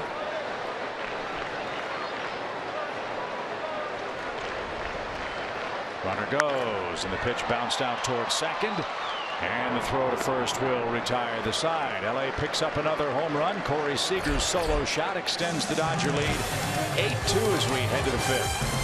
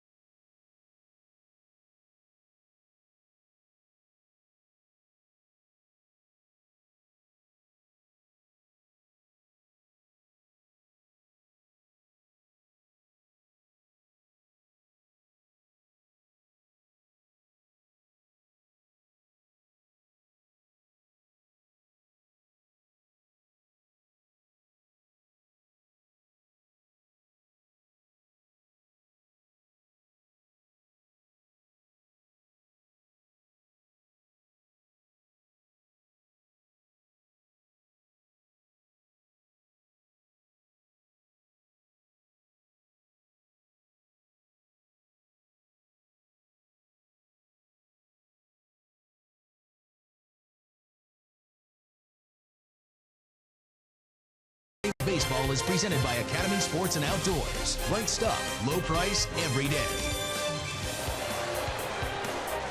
Well, Vin Scully certainly has enjoyed the roar of this Dodger Stadium crowd today. Down 2-0 after a half inning. LA has come roaring back with 8 runs and 9 hits in unanswered fashion. And Scott Kazmir, the beneficiary of all of that. And he's got the top of the Braves order coming up, starting with Malik Smith. And a strike.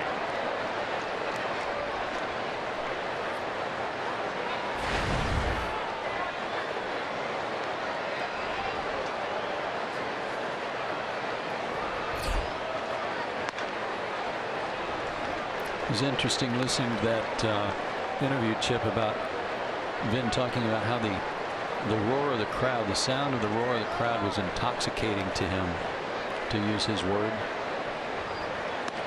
and how it still lifts him up. And then I immediately thought of your dad and how on many of his great calls, after he got finished with the call or play, That's hit to center. Peterson on the run, still going, and slams into the wall.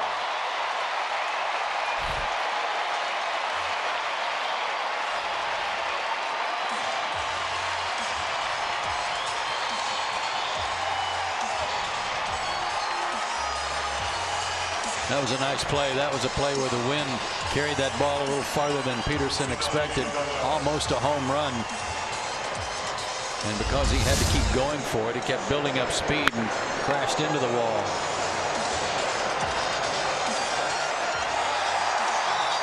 Heck of a play to hang on.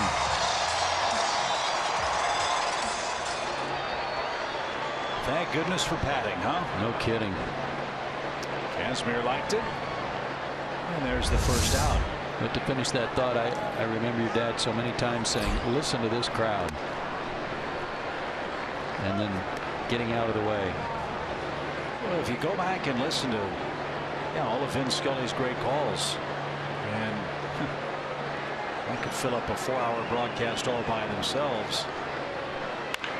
As this was hit toward third, Howie Kendrick gives ground and throws to first in time, a step ahead of Garneau with 2 outs. Almost all of them. He makes the call and then just steps away. Hank Aaron's home run, Gibson's home run, probably all the home runs hit today by the Dodgers. And think about how his career has transcended technology. Think about that. He said, a 7 or 8-year-old kid, I'm laying under the radio. Yeah. Listening and falling in love with sports and broadcasting even then.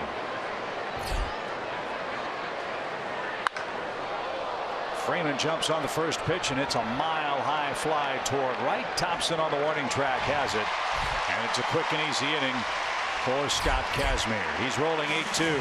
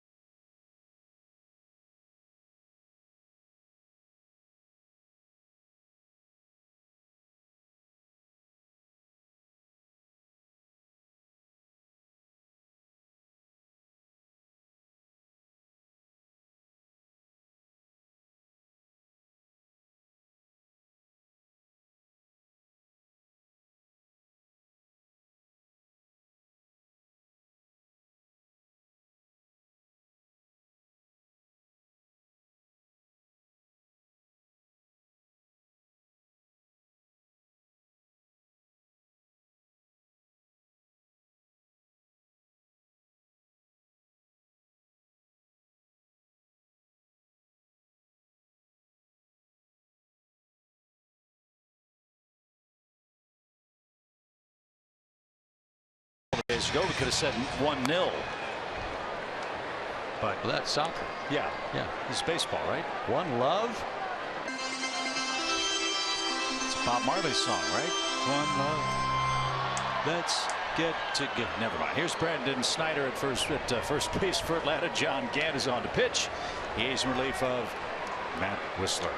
John Gant's been in 6 games, but they've been spread out over 2 months plus. 4th trip back to the big leagues.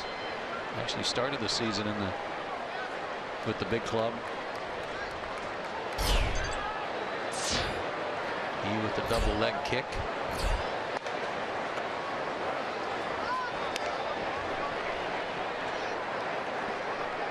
Whistler's line, 4 innings, 9 hits, 8 runs, 3 homers, and 101 pitches.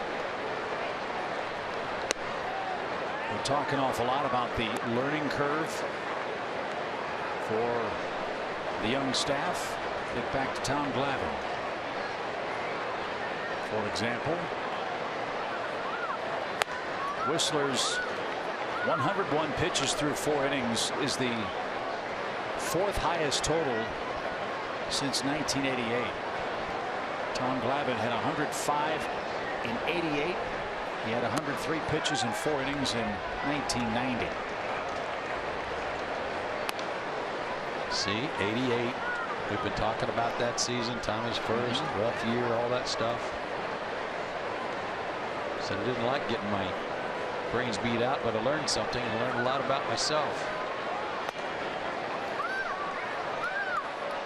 Yasmani Grandal is struck out by Gant. Good start for the Braves right-hander in the Los Angeles field. One down for Kike Hernandez, who homered his first time up.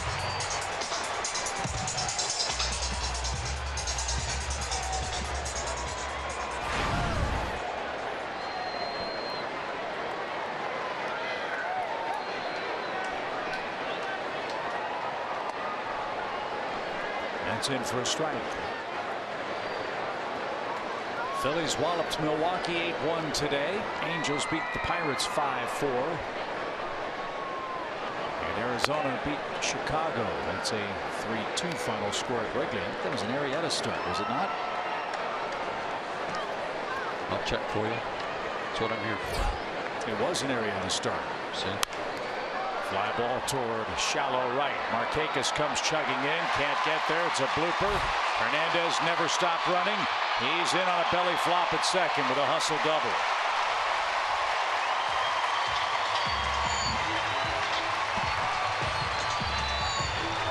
We've said it so many times. This is a great pitcher's park. And as such, there's a lot of ground to cover. And in the old days, when we would leave Dodger Stadium, I'd always walk out with Joe, and I'd say the same thing every getaway day. It seems impossible that any outfielder catches anything with this gigantic expanse of outfield grass. It really is huge once you get out there and stand in the middle of it. I mean, the dimensions don't strike you as gigantic. They're not. The ball doesn't carry well here at night. It's obviously carrying well today. So you play a little deeper, and then they start dumping them in front of you. That was the 10th Los Angeles hit to go along with 8 runs.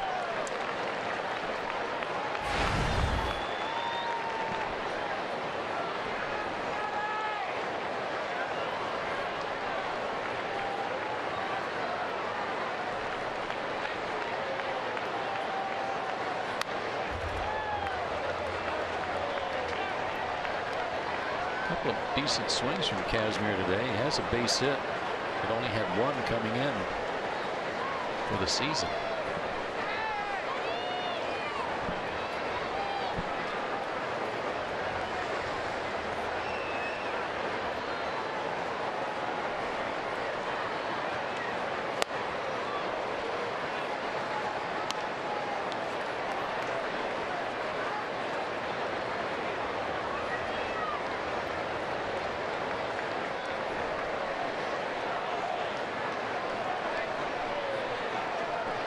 Hernandez at second after a 1-out double.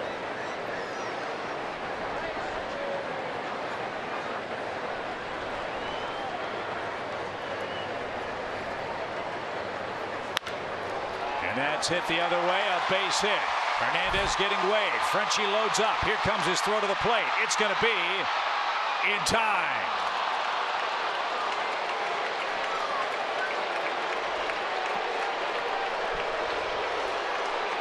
So Kazmir gets the hit, and Francoeur throws out Hernandez for the second out of the inning. Chris Woodward didn't look like his heart was in this when he was waving Hernandez home. He was kind of late giving him the sign because Hernandez looked like he was going to go no matter what.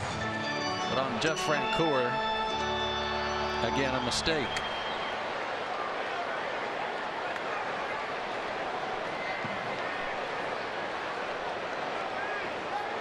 And you might say, well, how can AJ block the plate? I didn't think he could block the plate. You can go anywhere you have to go to receive the throw.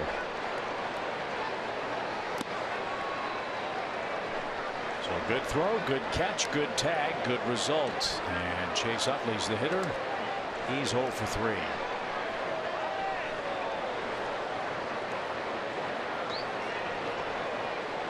And the note on that Arizona Cubs game, it was Jake Arrieta. 9 hits, 3 runs allowed in 5 innings. He struck out 12, but took his first individual loss since last July 25th when Cole Hamels pitched a no-hitter for the Phillies. Wow. So he's human after all.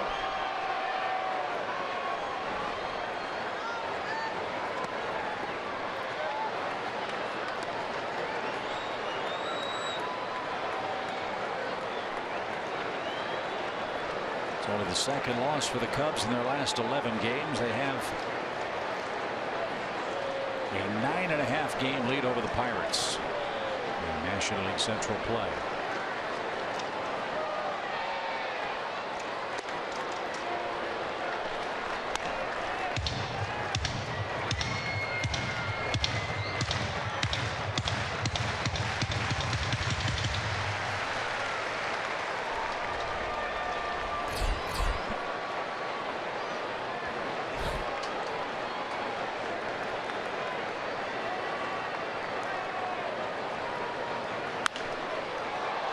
That's lifted foul by Utley. Full count.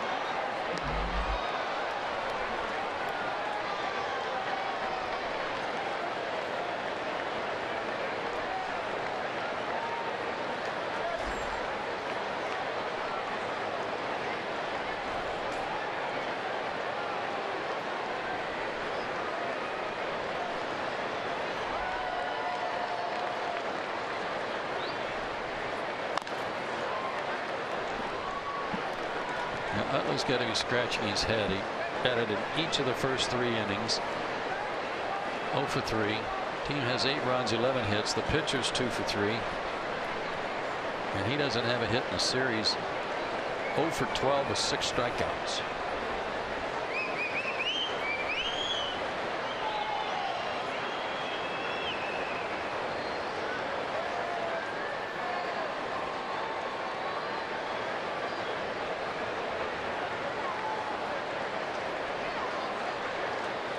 Dodgers have scored a run in every inning of this game to this point.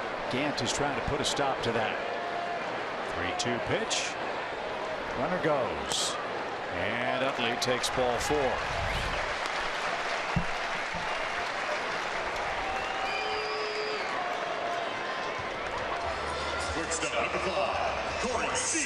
now you've got to face Corey Seager, who blasted a home run his last time.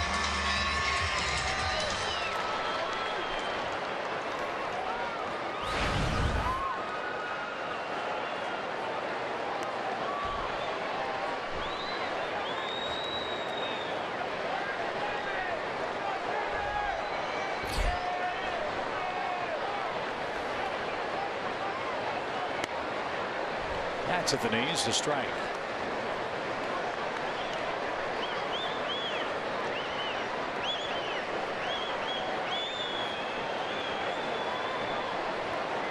Corey's brother Kyle might be in a foul mood today. His Mariners were just swept by Texas. Seattle had that gigantic comeback against San Diego where they scored 10 runs to come back from a double-digit deficit. Well, Texas, with their win today, just took a 3-game lead over the Mariners in the American League West. Seattle is a really tough team to figure. They can sweep you or get swept in a moment's notice. Doesn't matter who they're playing. They got swept at home by Minnesota. 1 ball, 2 strikes.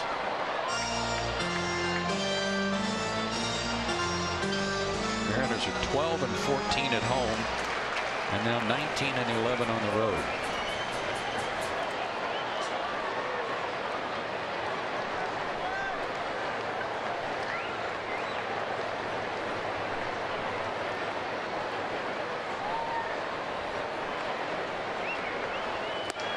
So all that excitement about that miraculous comeback evaporates down in Arlington. Right. In 3 quick games. They also got swept at home by the Angels.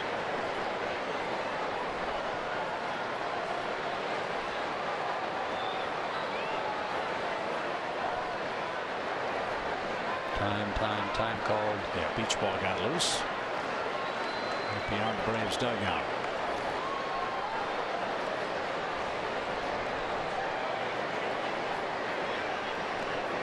Good hustle by the ball girl.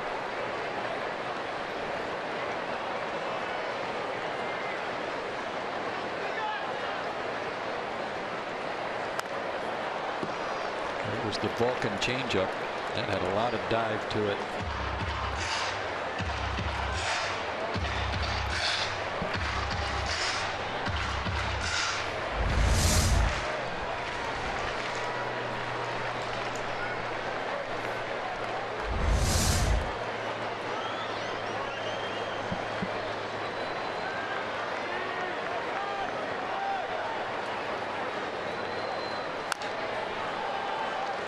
Seager hanging tough.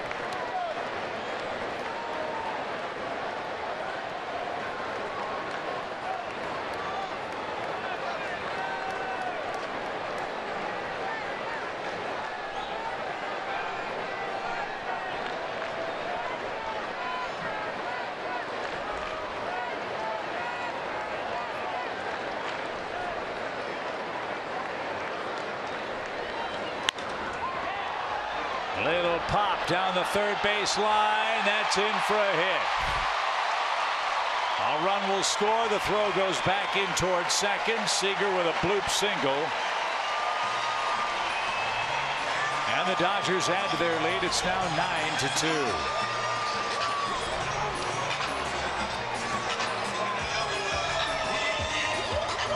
Hot is hot, no matter who's up there or what's going on.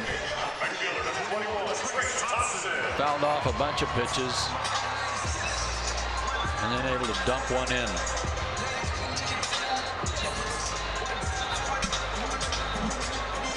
So the Dodgers have had a profitable day with 2 outs. That's their third 2-out RBI. A 2 RBI game for Seager gives him 33 for the year, and it keeps the frame alive for Trace Thompson.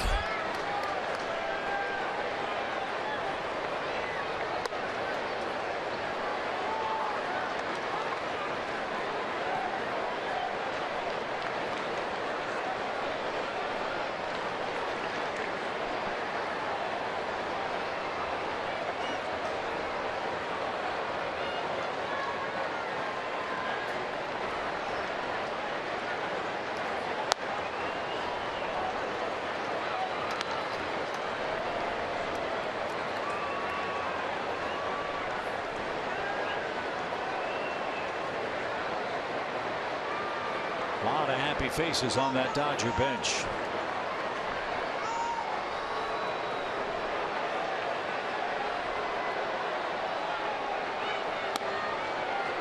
That caught a corner, 1-2.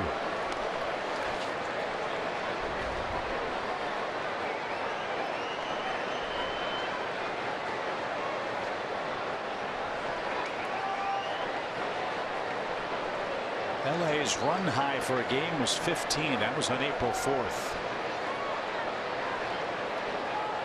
They also had 17 hits that day against the Padres. They've got 12 so far this afternoon. Yeah, was that opening day? I think it was. April 4th. Yep. Well, Bush, the Padres winning that series by outscoring them 25-0. For a contending ball club, which the Dodgers consider themselves, and to keep pace with the Giants, they've got to beat the teams that they should beat. And the Braves continue to play those teams tough as they did the first 2 games of this series. Last night's game they got shut out, but it was a 1-0 game till the 8th. And the same could be said about game 1. That was a 4-2 score and win for the Dodgers, and all 4 runs were solo homers, and it was a 3-2 game until Seager homered in the 8th. So they're taking care of business against a team they should beat, and today is just one of those days where the Braves pitcher didn't have good stuff, and they're showing you what happens when he doesn't. Thompson is caught looking. That will end the inning, and the Dodgers continue to score in every frame. 9-2, everything beachy for the Dodgers in LA.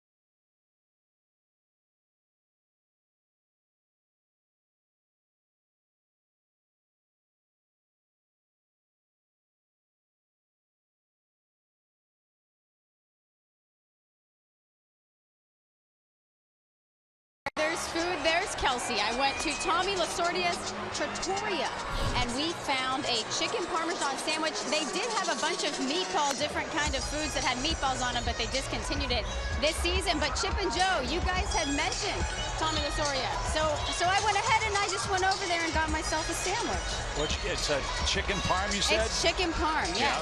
Okay, nice. They had these meatball marinara fries. That's what I was gunning for. That was like my focus. I was set on getting that, and they didn't make them anymore. So I got a sandwich. There's the meatball marinara. You're wondering where that went.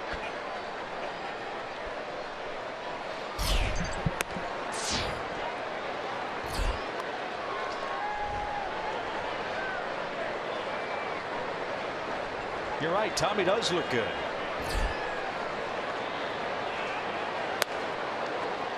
Boy, in the old days when the Braves and Dodgers had their great rivalry in the 80s when they were in the West. Remember Mike Fratello, the former head coach of the Hawks? Sure. Back when Joe Torre was the skipper of the Braves. Braves and Dodgers were back and forth atop the division. Well, Mike Fratello liked being the bat boy for the Dodgers. And all the games were close. They were tight. I mean, one of them, Bob Watson came off the bench and hit a pinch hit grand slam off Steve Howe to win a game. There were bean balls back and forth in some of those earlier games. As a line drive off the bat of Jeff Francoeur is headed for the left field corner. Jeff continues to swing the bat. Just great. Just great. I don't know how he hit that pitch. Pretty amazing. Second double of the game for Jeff Francoeur, but the fans in Atlanta absolutely loved booing Tommy Lasorda. He'd stick his head out of the dugout, and the fans at Old Fulton County Stadium went nuts. It was great. Hey, it's what it's supposed to be when you go on the road. You're not supposed to be treated kindly, especially as hardcore as that rivalry was, and became even more intense later. I miss that rivalry. I miss the Braves playing the Dodgers a lot. Me too. Travel stunk. I mean, being in the West in Atlanta wasn't the easiest thing of all, but man, that was such a fun rivalry. I wish, and we were talking about that earlier today, I miss coming out here more. I wish the balanced schedule would come back where you went everywhere twice. I'm with you. And for fans of other teams in Atlanta,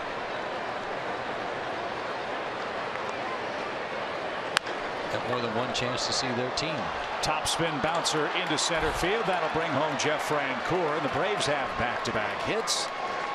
And they have just picked up their third run. 2 RBI day for Nick Markakis. Jeff Francoeur scores for the second time. And Adonis Garcia is coming up. That base hit, that double by Francoeur, that pitch, Grandal was almost lunging to his left to try to catch that ball to keep it from getting by him. And did Kazmir hurt himself? That would be the last thing the Dodgers need to see. What with 15 players on the disabled list already, including Hyun-Jin Ryu and Alex Wood and others. You know, I didn't like what Joe West just did. The trainer's coming out with a manager to see if their pitcher's all right, and Joe almost put a forearm block on Dave Roberts so that he couldn't be in that conversation.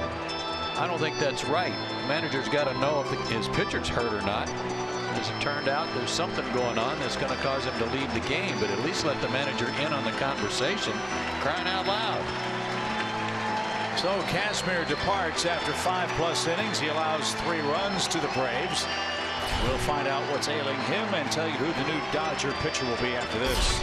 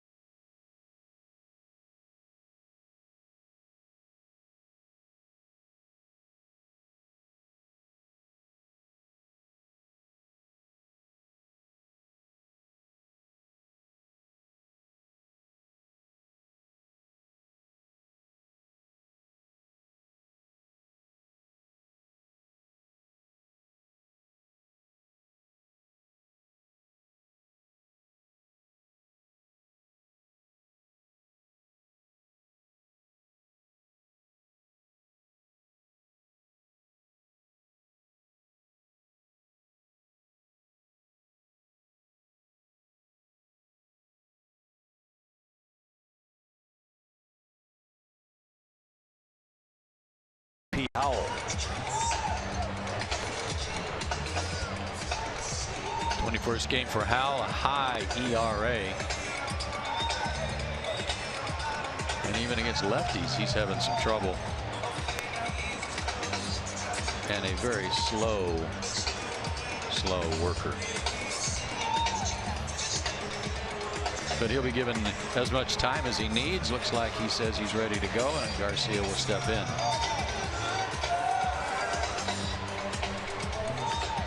Joe West giving the hurry up to Bo Porter to allow him to make his way to the third base coaching box. Another long game in Los Angeles. Base runners all over the place. 12 combined runs, 19 combined hits. And Howell, the 4th combined pitcher to work in the game.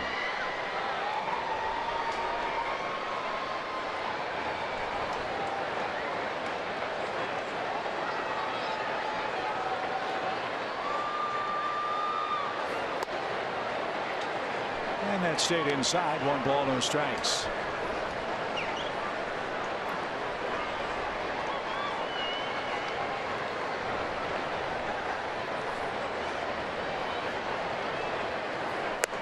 Howell has given up at least 1 run in 5 of his 17 appearances since April 14th.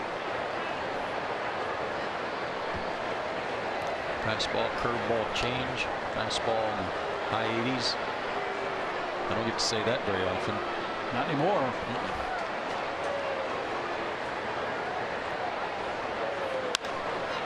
High pop. Utley drifts out. And he makes the call and the catch. There's the first out.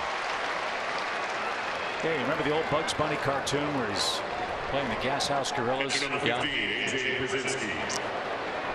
This is the 1, 2, 3 strikes you're out, 1, 2, 3 strikes you're out portion of the Dodger bullpen, because everybody throws 95 except him. Yeah.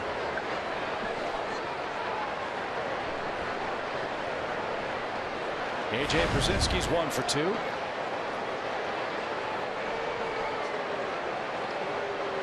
A 4th inning single for the Braves catcher.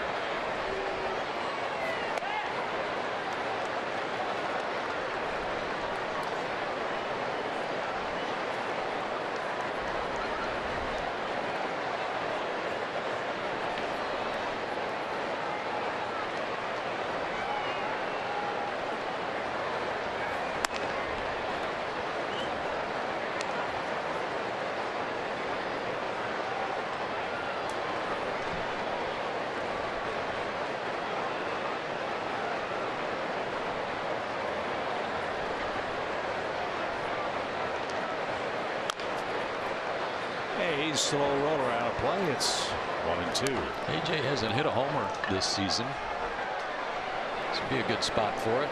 Like that big old hanging curveball and hook it around the foul pole down the line.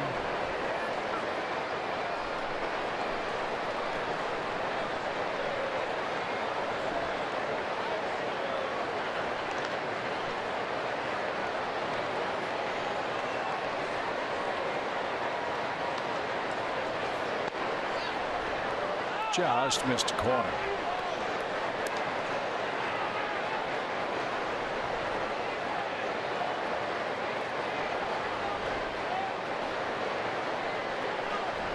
J.P. Howell was originally a #1 pick of the Kansas City Royals. As this one's hit to the left side. A flip to second for 1. The turn to first in time, a double play. And that'll take care of Atlanta here in inning number 6. A run on 2 hits, 9-3 Dodgers.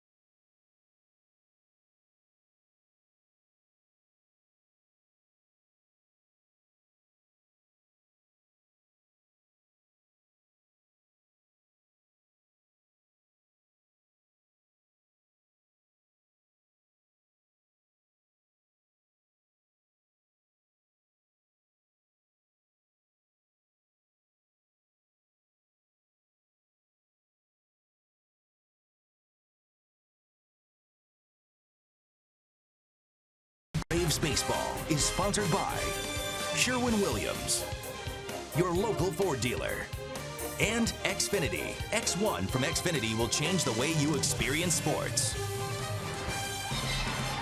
So much to do in Southern California. That's a view of the Santa Monica Pier, where the weather is not nearly as bright and sunny as it is here at Dodger Stadium. Got a little June gloom working over there. Marine layer. See some of that down in San Diego too. First pitch swing by Adrian Gonzalez is hit to right. Markakis with the play for the first out.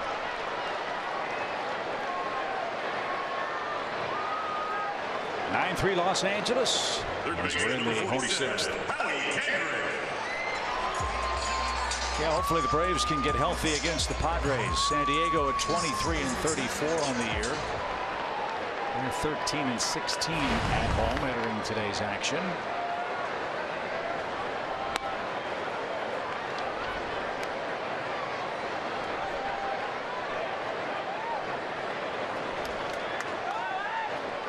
Williams Perez will get the ball tomorrow night against Christian Friedrich.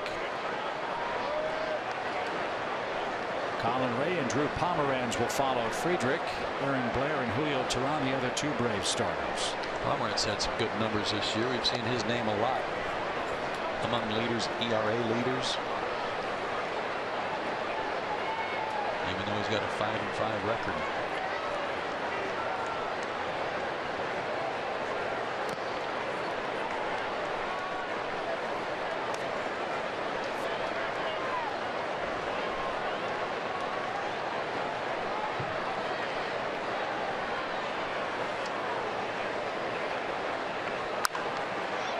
That's hit towards second.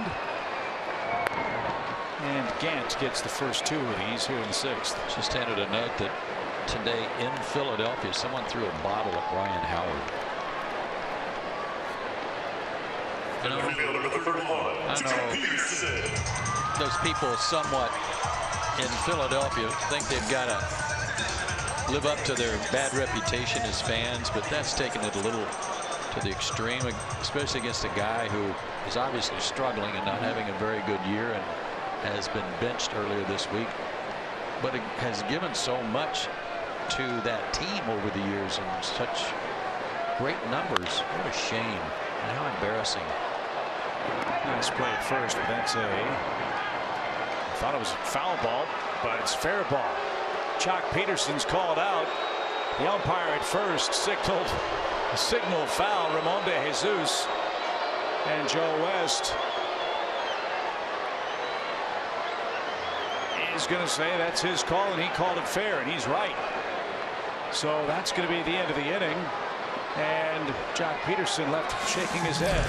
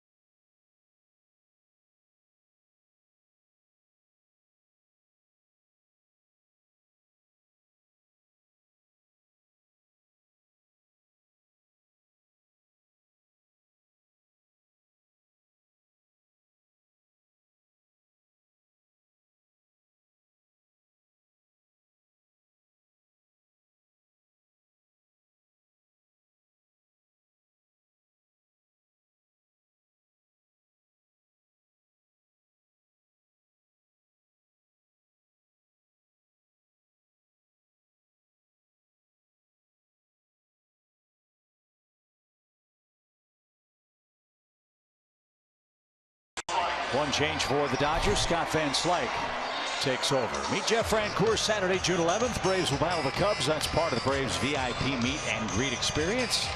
For more information, go to Braves.com/VIP today for all of the details. And the way Jeff's swinging the bat, he should be in a very cheerful mood for that VIP meet and greet. No doubt about it. So Scott Van Slyke has checked in at first. Everything else appears to be the same for the Dodgers. And J.P. Howell back to work. First pitch, swing and a miss for Kelly Johnson. Yeah, that Ryan Howard situation is an ugly one. In many ways, not just baseball, but most professional sports, as this one's hit to the right side. Nice play. High throw. And that ball will bounce in front of the Braves dugout. And Kelly's aboard with a leadoff hit. It has become kind of a "what have you done for me lately" attitude.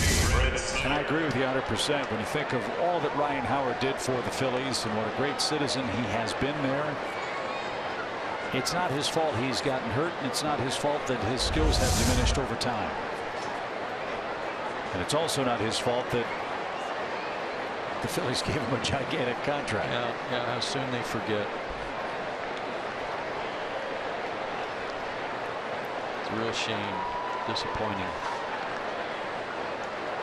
Hopefully they caught whoever did it, or the fans turned on the guy who did it, and they were able to arrest him. Yeah, apparently the Phillies have security video of that fan, and I would assume they'll be able to identify him or her.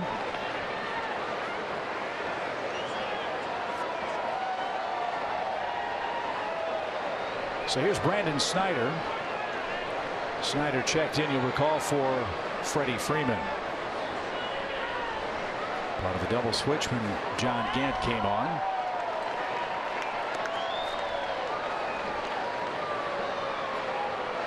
Snyder was called up on June 2nd, where he hit .325 with a couple of homers and 20 RBIs for the Gwinnett Braves.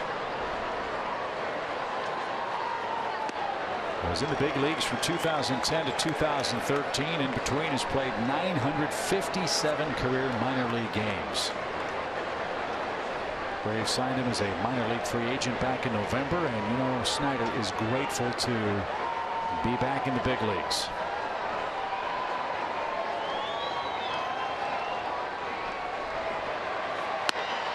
And a swing and a miss, strikes him out. First strikeout for J.P. Howell, and we'll go back to the top of the order.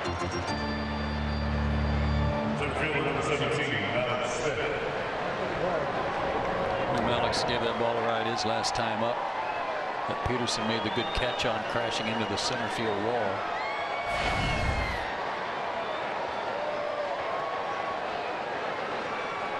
We've seen the ball jump here today, and that's not unusual for a day game in L.A.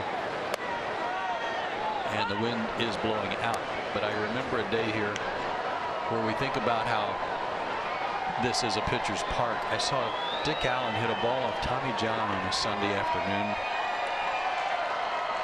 to straightaway center field. That short hopped that batter's eye back there, that outer fence, beyond the speaker pole and all that, but hit at the base of that big batter's eye back there.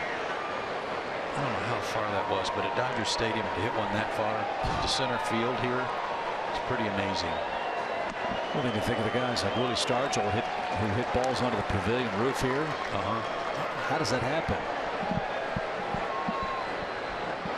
Long way.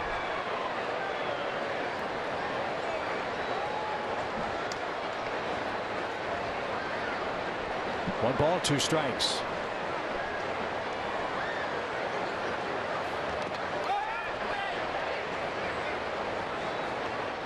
We were talking about Adrian Gonzalez being an underrated player, as underrated as it comes in the National League these days.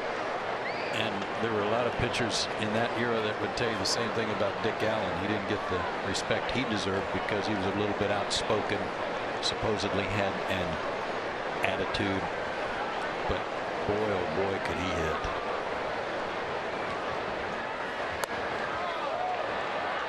Malik's checked his swing. Howell thought it was good enough to be called a strike. Instead, it's a full count. If I'm not mistaken, Dick Allen used to play for the White Sox. Yep. And played for a team offensively that had one of the great nicknames in Major League history. Not Allen individually, but their offensive group. And as that one's taken inside for ball 4. They were called the South Side Hitmen. Yeah. For the Chicago White Sox. And Howell is going to be pulled here in the 7th inning. 2 on, 1 out. It's a 9-3 game, and the meat of the Atlanta order is coming up.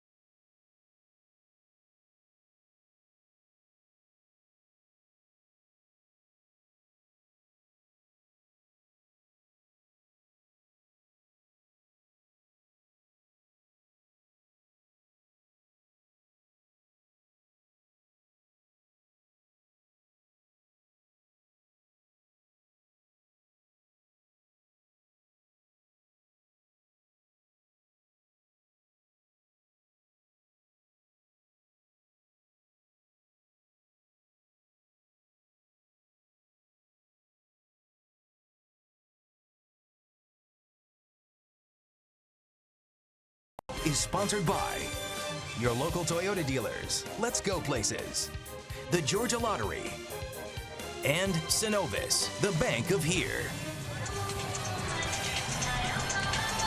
Another beautiful day in Los Angeles. Surf is up for the Dodgers, leading 9-3. They'll turn things over to Casey Fien, who was acquired from the Minnesota Twins. In fact, he was acquired on waivers on May 7th, went to Oklahoma City, made 6 appearances, and the Dodgers have him in their bullpen where he shut down the opposing ball clubs, pitching very well with runners on base. I heard that last sentence, and I heard you say something about Oklahoma City. Yes, that's it. Otherwise, it was all speaker. Casey Fien, however, well, partner, mid-90s fastball and a cutter. You missed out because that was some of my best work. If I do say so myself. Yeah, I didn't miss your best work today. Those folks that missed the interview with Vin Scully to start the broadcast really missed something.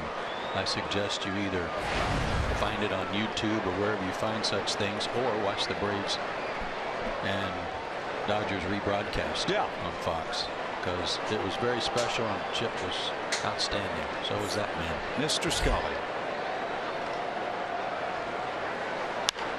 Fly ball headed toward right center field. Jock Peterson is there. Tagging at second and chugging for third is Kelly Johnson. He'll make it about a throw, and there were 2 outs. This really is, at least I'm sure for you too, and I don't want to put words in your mouth, but it really is a bittersweet day. You know, you listen your whole broadcasting career to men like Vin Scully. You see them, you hear their great calls. You finally get a chance to spend a few minutes with them. And today, for us at least, this is the last time we're going to see him at the ballpark. You know what? Yesterday was a special day. My son Gabe was here at the ballpark with me, and Vin's getting hounded by people. You know, he's just getting person after person before the ball game wants to come by and say hello, and he's got work to do. And I was very reluctant in that regards, because I didn't want to be one of those people. I actually went in the booth for another reason. and his assistant Boyd said, "Hey Joe," and with that, Vin turned around and was introduced to my son, and then he sat there with his chair spun around talking to Gabe and me for probably 15 minutes and telling stories, and it was like such a good experience. He was in no hurry. He was not bothered. That bothers you. Yep. Alex Smith wandered too far off the first base bag and is picked off. Where are you going? It's 9-3. You got no place to go. Anyway, great experience yesterday. Thoroughly enjoyed it. And we'll talk a little more about Vin Scully and his remarkable career when we come back. Ladies and gentlemen, it's time for the 7th inning stretch. Presented by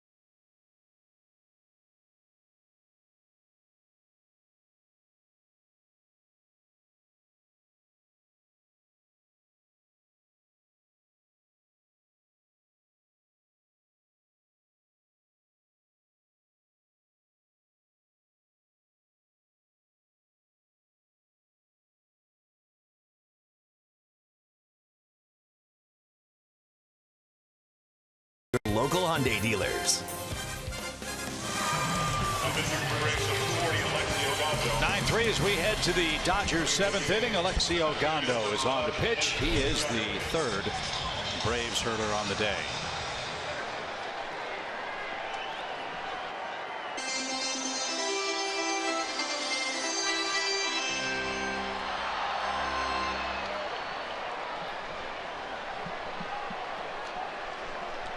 Ender Inciarte remains in the game. He's in center for the Braves. Alex Smith is out. Yes, he was. Yes, he was.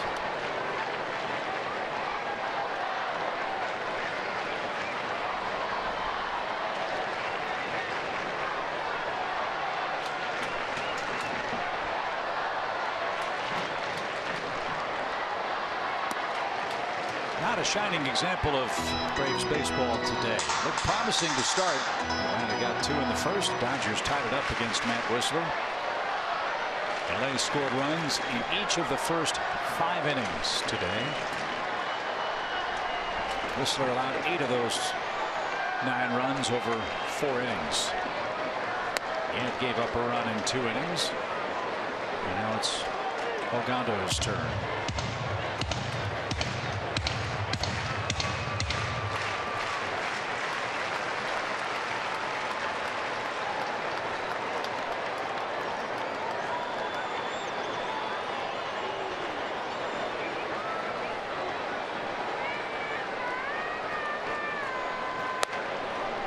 There's a strike. It's 3-1. You have a favorite Vin Scully story from your playing days here in Dodgerland? Well, when you're playing, you don't hear it. I mean, you hear replays and what have you, and some of the ones we've played today, stand out for me. The Kirk Gibson home run was such a classic call, because that was a network broadcast. That wasn't just a Dodger broadcast. And it was such a huge World Series moment. But I've got a tape of a call I made on a catch I made That's one of my dearest possessions. Well, I thought one of the fascinating things that he talked about in our chat was that when the Dodgers organization made the decision to move to California, that the local fans here wanted the broadcasters who did the games in the old Pacific Coast League, one of their local announcers, not some guys from New York doing the games. And Walter O'Malley said, no, we're bringing our people. We're bringing Vin Scully and Jerry Doggett, who was Vinny's partner for so many years, out to the West Coast. And it said that his legend really grew in the early days of the Dodger franchise when they played at the old LA Coliseum. You mentioned the crazy dimensions and all that. This Coliseum held 80, 90,000 people. Right. And some of the seats were so far away from the action that the fans really had trouble understanding what was going on from their lofty perches in the upper reaches of that old stadium. And so as a result, the fans got in the habit of bringing their transistor radios to the game so that they could hear Vin Scully and Jerry Doggett describe the action. Well, there were many a day, much like today, when it might not have been the best game, the crowd was a little quiet, you could actually hear Vin Scully's commentary from behind the plate or in the dugouts because everybody in the stadium had their radios turned on. As Ogondo issues a base on balls.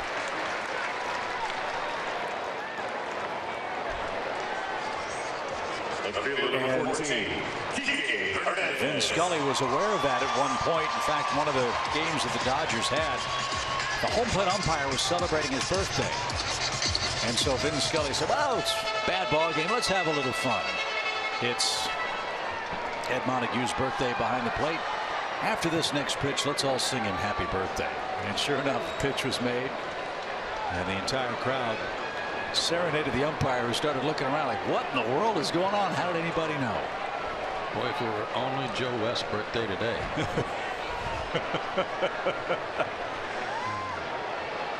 Here's Kike Hernandez. He's got a homer and a double in 3 trips. And he takes a strike. But how fortunate are the Dodgers not only to have their treasure Vin Scully, who's working his 67th and final season behind the microphone. They have another legendary broadcaster who's the Spanish voice here in Los Angeles. Jaime Harim. This is his 58th year. Yeah, I mean, think of these two guys and their personalities and what class acts they are. And they're both in the Hall of Fame. Working with Fernando Valenzuela today. A little pop out to short. And that will take care of Kike Hernandez. These Dodger fans are so fortunate. And they know it. They know what they're going to miss. I want to go back to that pickoff play at first base. Yeah. It's 9-3. There's 2 outs. There's no place to go. There's no reason to get caught off like this to end an inning in a ball game where you're trying to figure out a way to have a big inning. Another really bad rookie mistake here in the base running department by Malix. I'm not saying that's why he's out of the game, but it might be. It just so happened double switch time with a new pitcher coming in, so that was convenient. You might recall early in the season, we would ask then manager Freddie Gonzalez about some of these young players that were coming up, and one of the terms he used with regards to Malix was he's not polished. There are a lot of things that he's going to have to learn. He's a great athlete. Terry Pendleton, the current Braves bench coach, has said that Malix is a football player learning how to play baseball at this level. And so those kinds of mistakes that we're seeing from Malix Smith are the things that over time the Braves are hoping with experience will get cleaned up. But that doesn't make them any less costly in a game like this when, as you said, they're trying to come back somehow, somewhat. Learning process. It's all a learning process. But that's a basic. That's not something that. That's a kind of mistake that didn't just happen at the big league level that surprises a player. That's something you should already know. And this is not meant as a critique of what's happening in the Braves minor league system, but I think it's a fair critique of what we see throughout all of Major League Baseball. There is such a push to get young players to the major leagues so quickly that some of those teaching moments don't happen enough. I don't know if I agree with that. No? No. No balls, 2 strikes.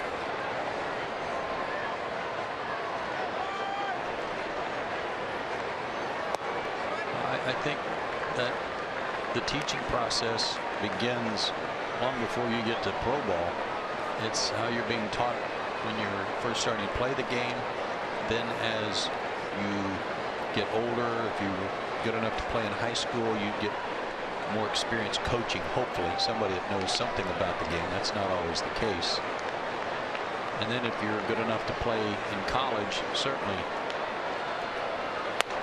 taught the finer things of the game and basics that you just don't do. You check the scoreboard, you know the score, you know the situation, and you don't take unnecessary chances, I'll say. So then you get into pro ball and you certainly get experience coaching, and guys know what they do, know what to do, and you're being taught a way that your organization has decided to teach the game, so that when you get to the big leagues, you already have those fundamentals under your belt. I don't think anybody gets shortchanged prior to getting here. It's a rare case, I would say. Would you agree then that there is more reteaching or re-emphasizing those basic things that should be second nature now than maybe they were 20, 30 years ago? Well, think about your multiplication tables. You know, you had to practice those, and some of it becomes kind of memory, and that kind of goes. This may be a stretch, but those situations, those multiplication tables keep coming back to you. You know, this is a situation I know on a hit and run play not to get picked off. I know on another base running play I don't want to make the first or third out at third base. And those things continue to happen. Sometimes they're because guys trying to hustle, trying to make something happen, and you get that and you understand it. That's good effort, just maybe not the best decision. But plays like what just happened a minute ago, that's not what that was. That is just an out-and-out mistake, and it's something that shouldn't happen.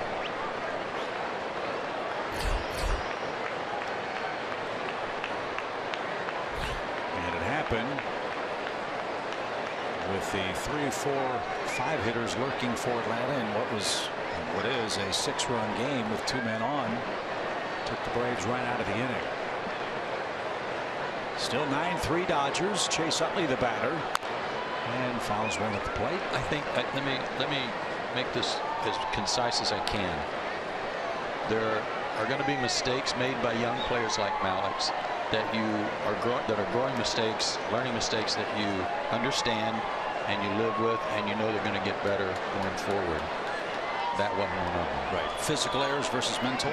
Well, yes, certainly there, but he knows better, but didn't execute it there. There's a shot headed for the right center field gap, and that's going to roll for a while. Grandal around third.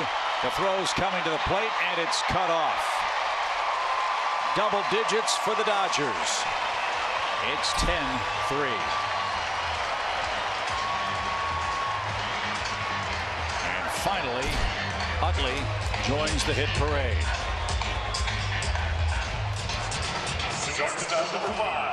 Seager. So a 2-out double for Utley.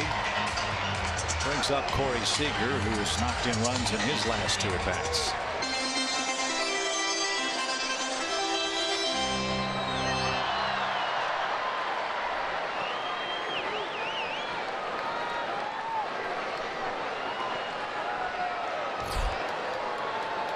Ten runs on 13 hits for LA.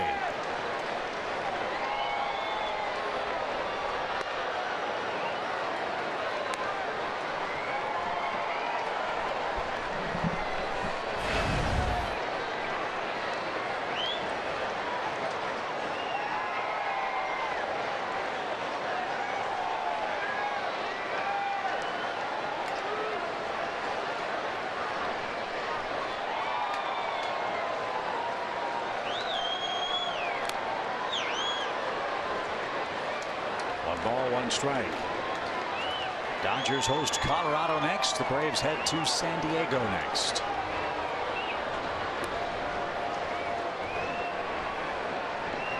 Williams Perez and Christian Friedrich tomorrow night.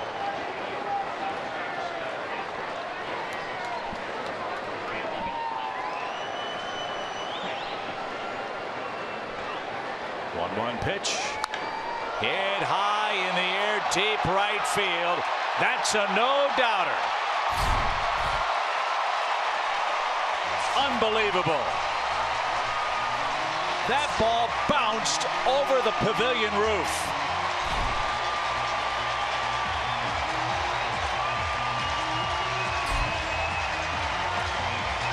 And what a series for Corey Seager.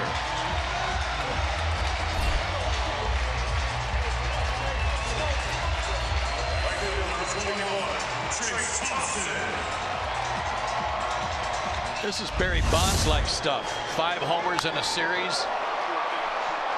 Not a huge swing. Golfed out. Landed in a stairway and bounced over the pavilion roof. Wow. 5 home runs in the series for number 5.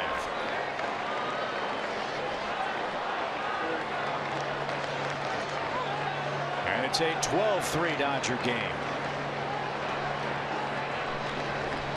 I've changed my opinion. You know, I'll change my impression. That's better. Whew.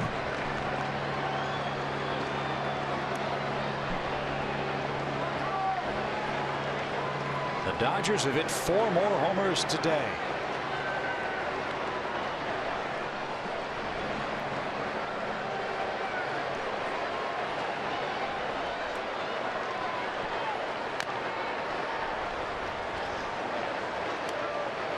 Two balls and a strike.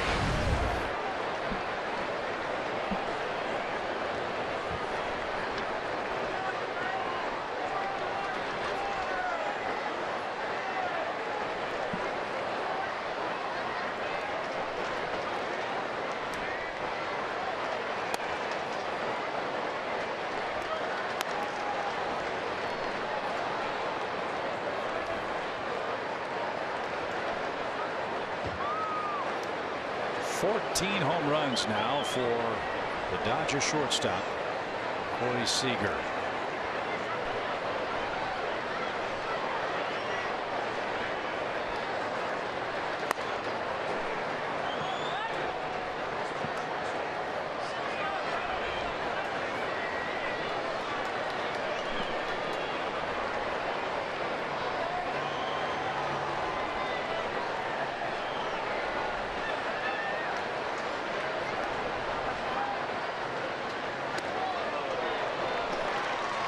Algando missed. And Thompson's at first base. Braves bullpen is working, but boy, they have worked a lot in the last 3 weeks. So is Alexi. Yeah. And Alexi takes the ball and he goes out there and fires away, tries to give extra innings, you know, multiple innings. He's really trying to do his part. I commend him for it.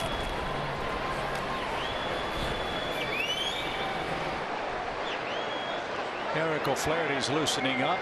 Van Slyke digs in. I mean, Alexi's usually 95. In fact, I think we saw him at 95 last night. That last fastball was 91.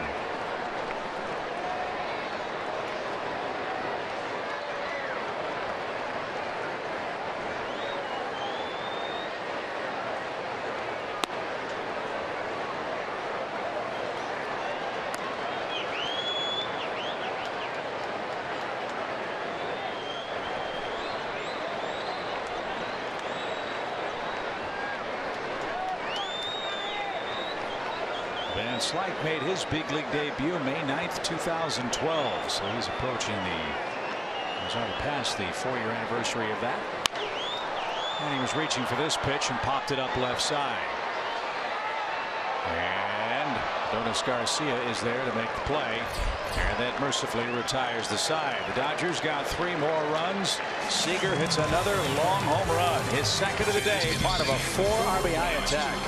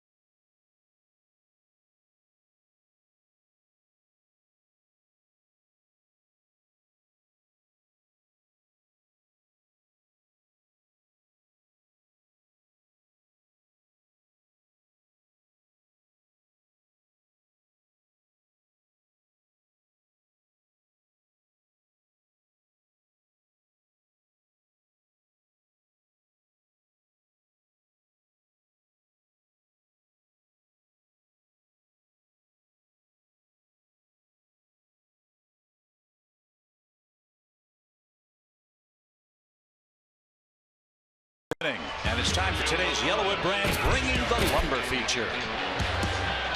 Well, there has been some today, but unfortunately they were all wearing white. Kike Hernandez with a home run, his first time up in the second inning. Yasmani Grandal with a big blow, a 3-run shot. Corey Seager with his 4th home run of the series. That was back in the 4th inning, and just moments ago his 5th home run of the series that bounced out of Dodger Stadium over the right field pavilion. So Chris Hatcher takes over for Los Angeles on the mound. He's out of Kinston, North Carolina. 6'1", 200-pounder. Former catcher.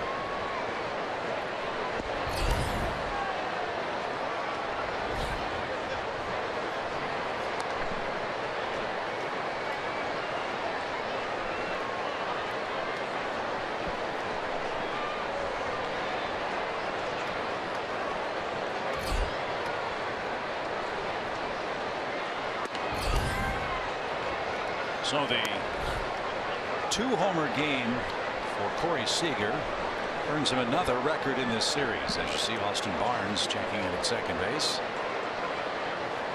He was brought up when Carl Crawford was DFA'd. Seager with 2 homers today gives him 14 for the season. That's a new Dodger rookie record for a shortstop.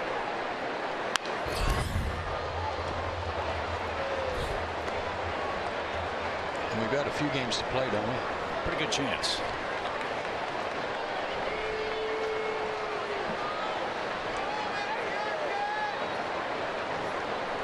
Hatcher versus Inciarte for Atlanta.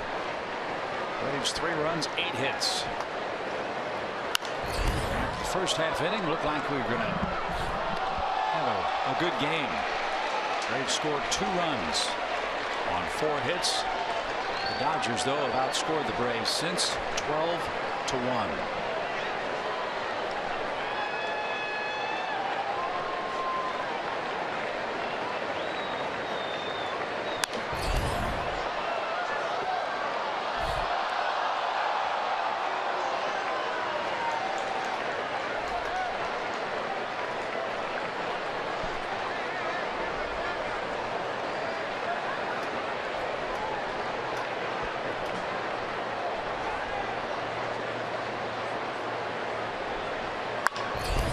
In the air to center and right at Jock Peterson. Braves Live presented by Xfinity is coming up after our ball game. The field number 18, Jeff Francoeur. There have been some glimmers of hope today. One of them, Jeff Francoeur's big day. Talk about that in the postgame show, perhaps. Pair of doubles, pair of runs, and an RBI for Jeff today.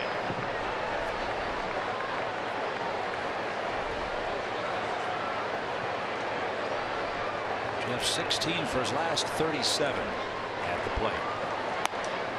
And he takes a strike.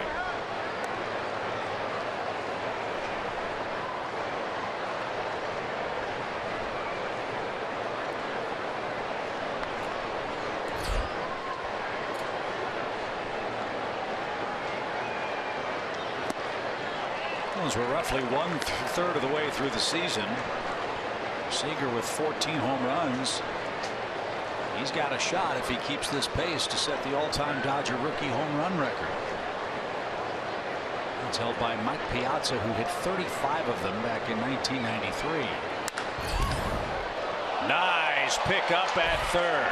What a play to Rob Francoeur. Smoked another one.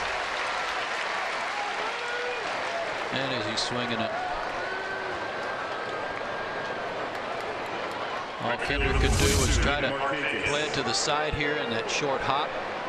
Howie's got great hands. Made a fine play.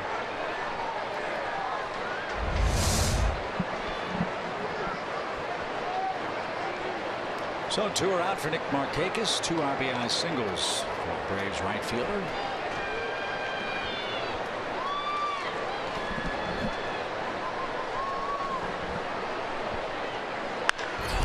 Another base hit for Nick, a 3-hit game.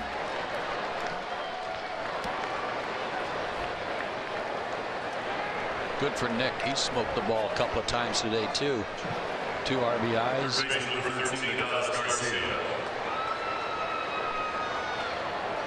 So some offense today. Unfortunately, it was the other side that wasn't clicking today. Adonis 1 for 3. And a strike call.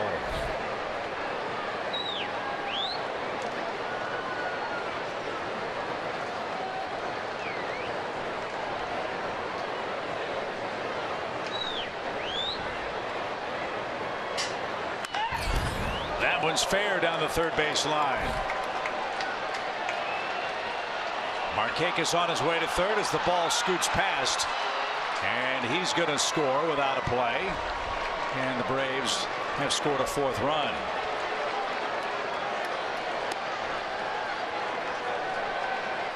Double RBI, no error on the play.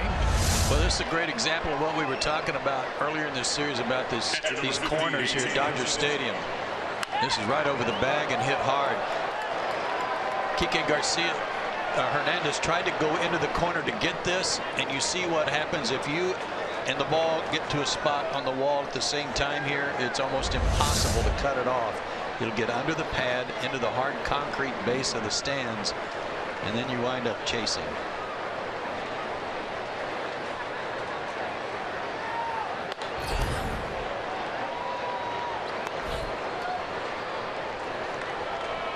A.J. Brzezinski is the batter. A.J. 1 for 3.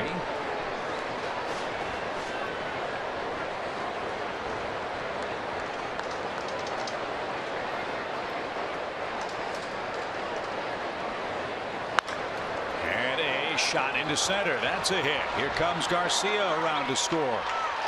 It's 12-5 now. Second hit for A.J. Brzezinski, his 11th RBI.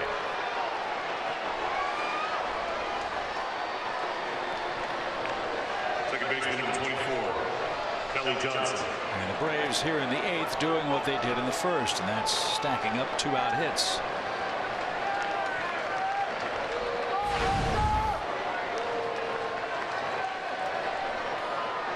Both teams in double digits in the hit column. The Braves have 11. Los Angeles has 14. And a strike.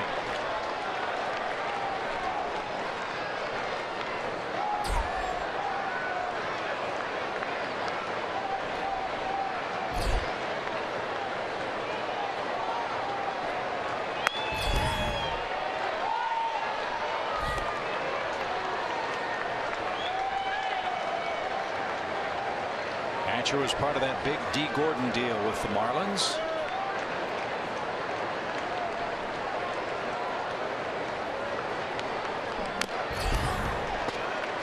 And it's now a ball and 2 strikes.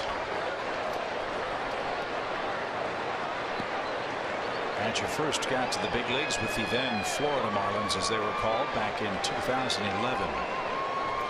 He throws hard, but unfortunately his fastball is fairly straight. He's mid to upper 90s with a slider.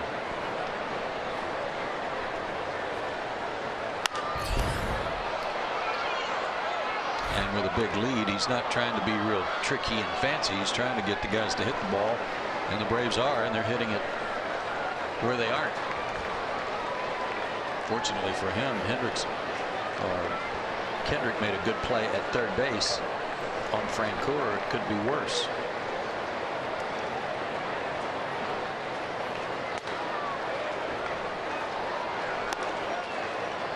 2-2.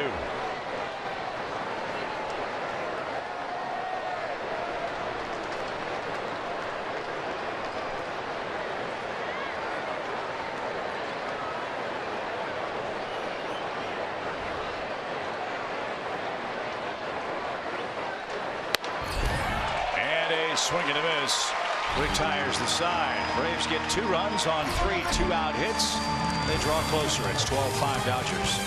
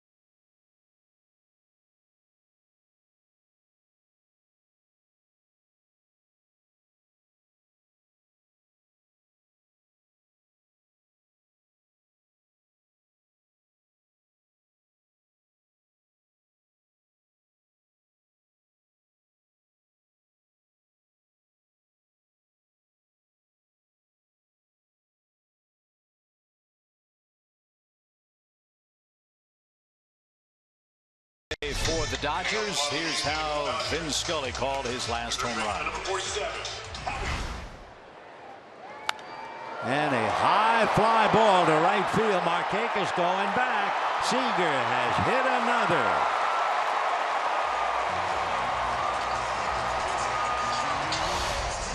That is our Toyota key play. Corey Seager becomes the first opponent since Barry Bonds to hit 5 or more homers in a series against Atlanta. That's what it reminded me of as soon as he hit that 5th one. And not just that, but how majestic that home run was, that last one he hit. So Arodys Vizcaino will take over for the Braves. He hasn't had many chances to pitch lately, so he'll get some work. And face the Dodgers in the last of the 8th inning. Kendrick, Peterson, and Grandal are scheduled. 12-5 Los Angeles. Great numbers for Arodys. 159 ERA. A lot of strikeouts in 22+ innings. Guessing at this point, Arodys would be the most logical candidate to be the Braves All-Star representatives for the game down in San Diego. And his first is well off the plate. 1 ball, no strikes. Ogando in an inning gave up 3 runs. A couple of hits and a walk.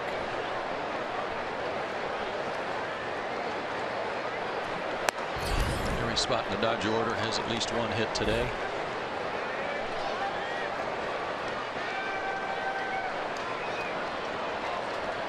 The Braves have pitched exactly 1 1-2-3 inning.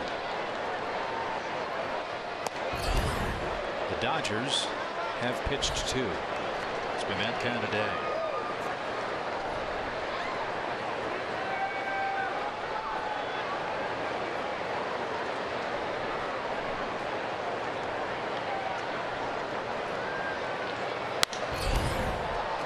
That's lined out of play, foul.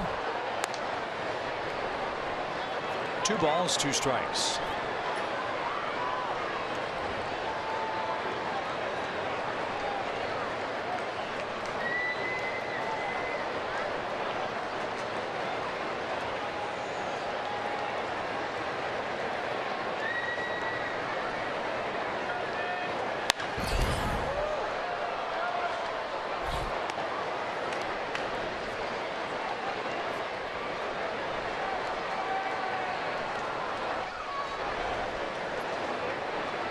Oh, she wound up with a baseball? Or did she already have one? That was funny. Into shallow right. And Kendrick is retired for the first out. Like everybody was hunting and searching and fighting for the ball, and she's sitting there with the ball and her fresh latte.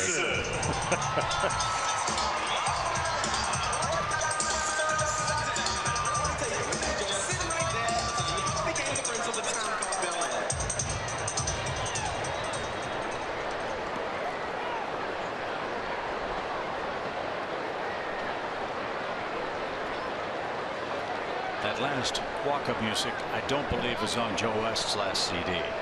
It's just a guess. I don't know. He could do some crossover. Yeah, you think? Yeah, his musical genre is very widespread.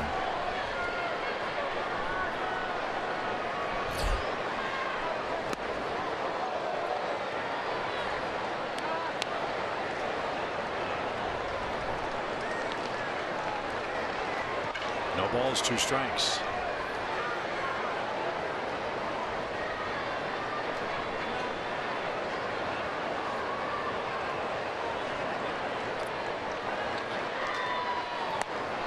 That's tipped and caught. And 2 are out. And here's Grandal. Grandal has scored a couple of runs. He's hit a 3-run homer as well. Dodgers scored in each of the first 5 innings. They added 3 more in the 7th.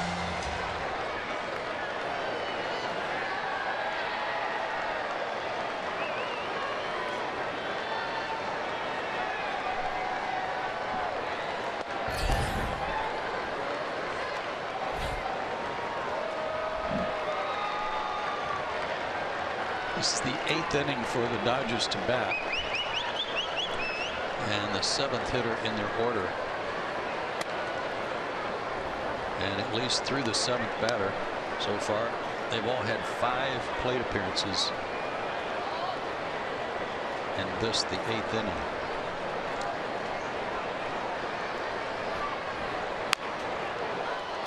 Tap to the left side. Garcia's got it. High throw and into the stands.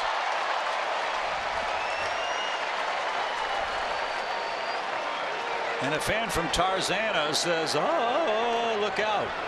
That's because they're in Tarzana when they got that one. Yeah.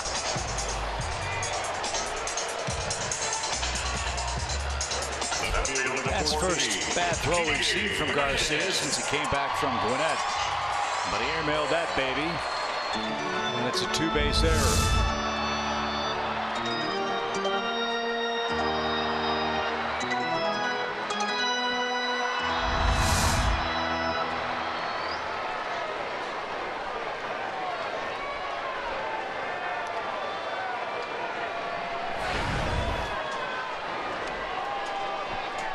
First error of the day for Atlanta.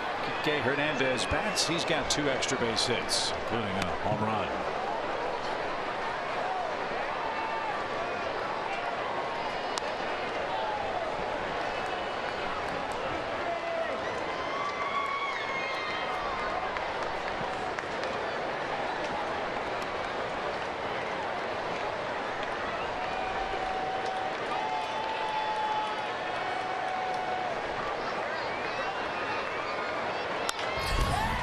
That's hit to the right side. Nice pick, and Vizcaino to the bag, and that will retire the side. Off we go to inning number 9. 12-5 Dodgers.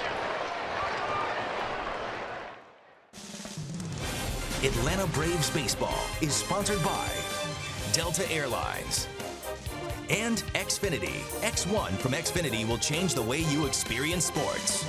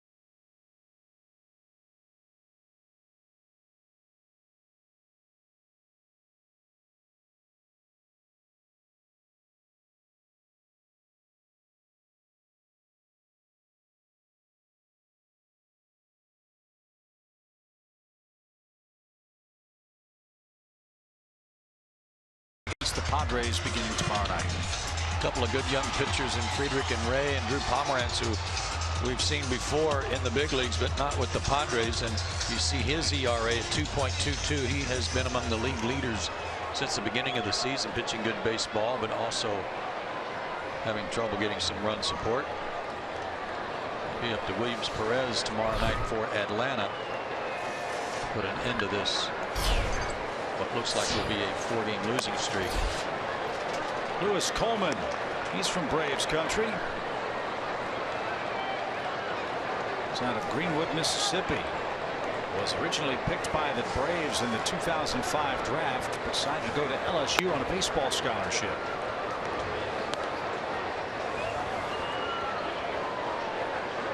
The Royals took him in the 5th round in 2009 and got to the big leagues in 2011.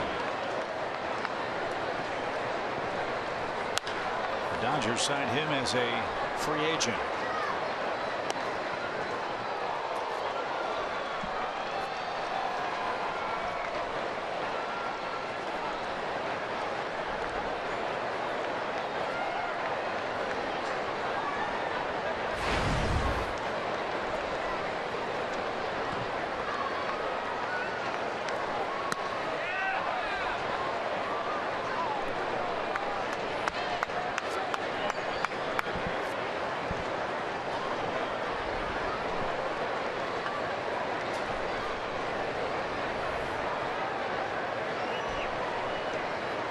Two balls, two strikes for Brandon Snyder leading off the ninth. And he unloads deep toward left field, and that ball is in the Dodger bullpen. Good for him.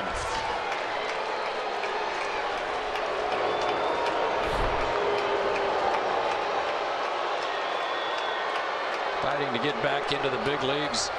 Does so, and it's his first home run since July 29th, 2013 against David Price and the Boston Red Sox.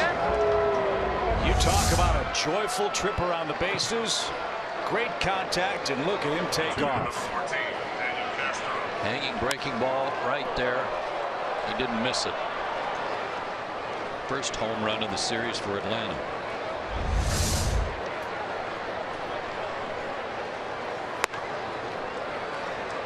So it's 12-6. Talk about persistence. Talk about never letting the dream die. Well, Snyder certainly has done that. Yeah, that's great for him. I know you've said it a zillion times. It's hard to get to the big leagues. It's even harder to stay. I think he was pleasantly surprised to get the call up. And he hit one a country mile.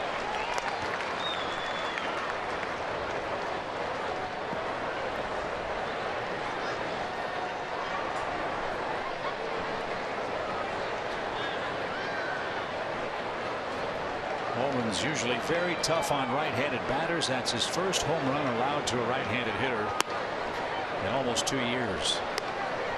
He pitched against the Braves in Atlanta, a third of an inning, but gave up a hit and a couple of runs.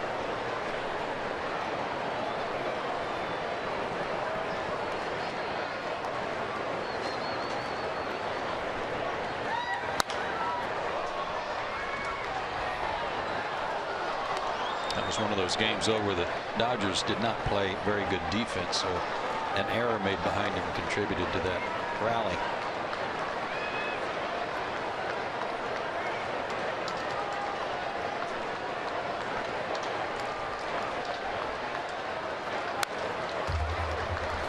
Daniel Castro hanging tough.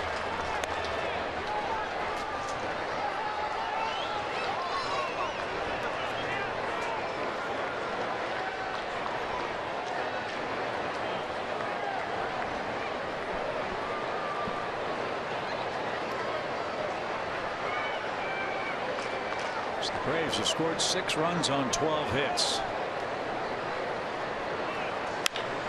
This one's hit well toward left, but Kike Hernandez will gather that in for the first out.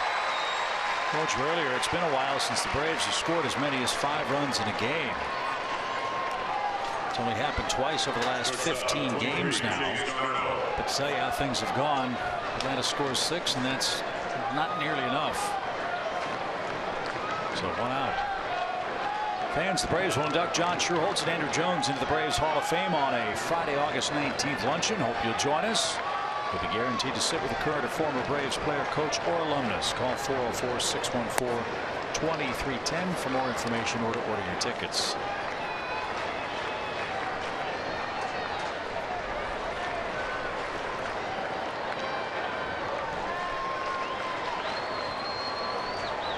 Chase Darno, the batter, and that's popped up back toward us. Braves Live presented by Xfinity will follow us after the 9th inning.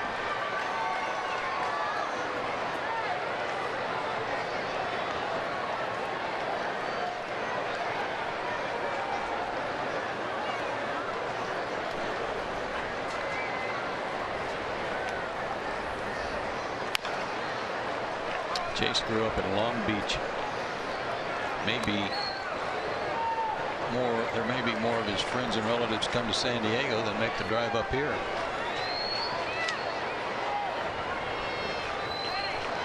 Frankly, I'm a little upset he couldn't convince his Pepperdine baseball team house mom to make a visit to the ballpark. Team mom. Yeah. Pamela Anderson.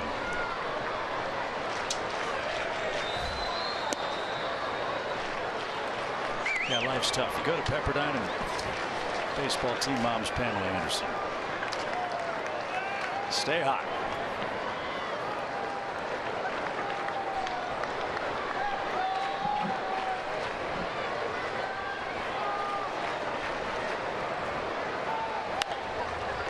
Another fly ball toward left. Kike Hernandez puts it away, and the Braves are down to their last out.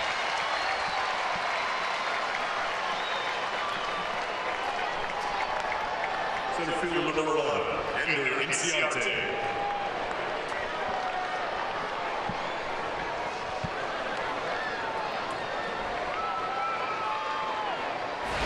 Ender Inciarte came on in the 7th inning. He's had one at bat, and he flied out to center. And a ground ball to second is going to do it. The Dodgers sweep the Braves. Corey Seager hit 5 home runs in the 3-game set. That young man is on his way to a terrific season for Los Angeles. Dodgers with their 31st win. Now we'll wait for the outcome of the Cardinals and Giants later on tonight. They trail by 4 now in the National League West. The Braves fall to 16-40 on the year. Back to recap things from Chavez Ravine right after this.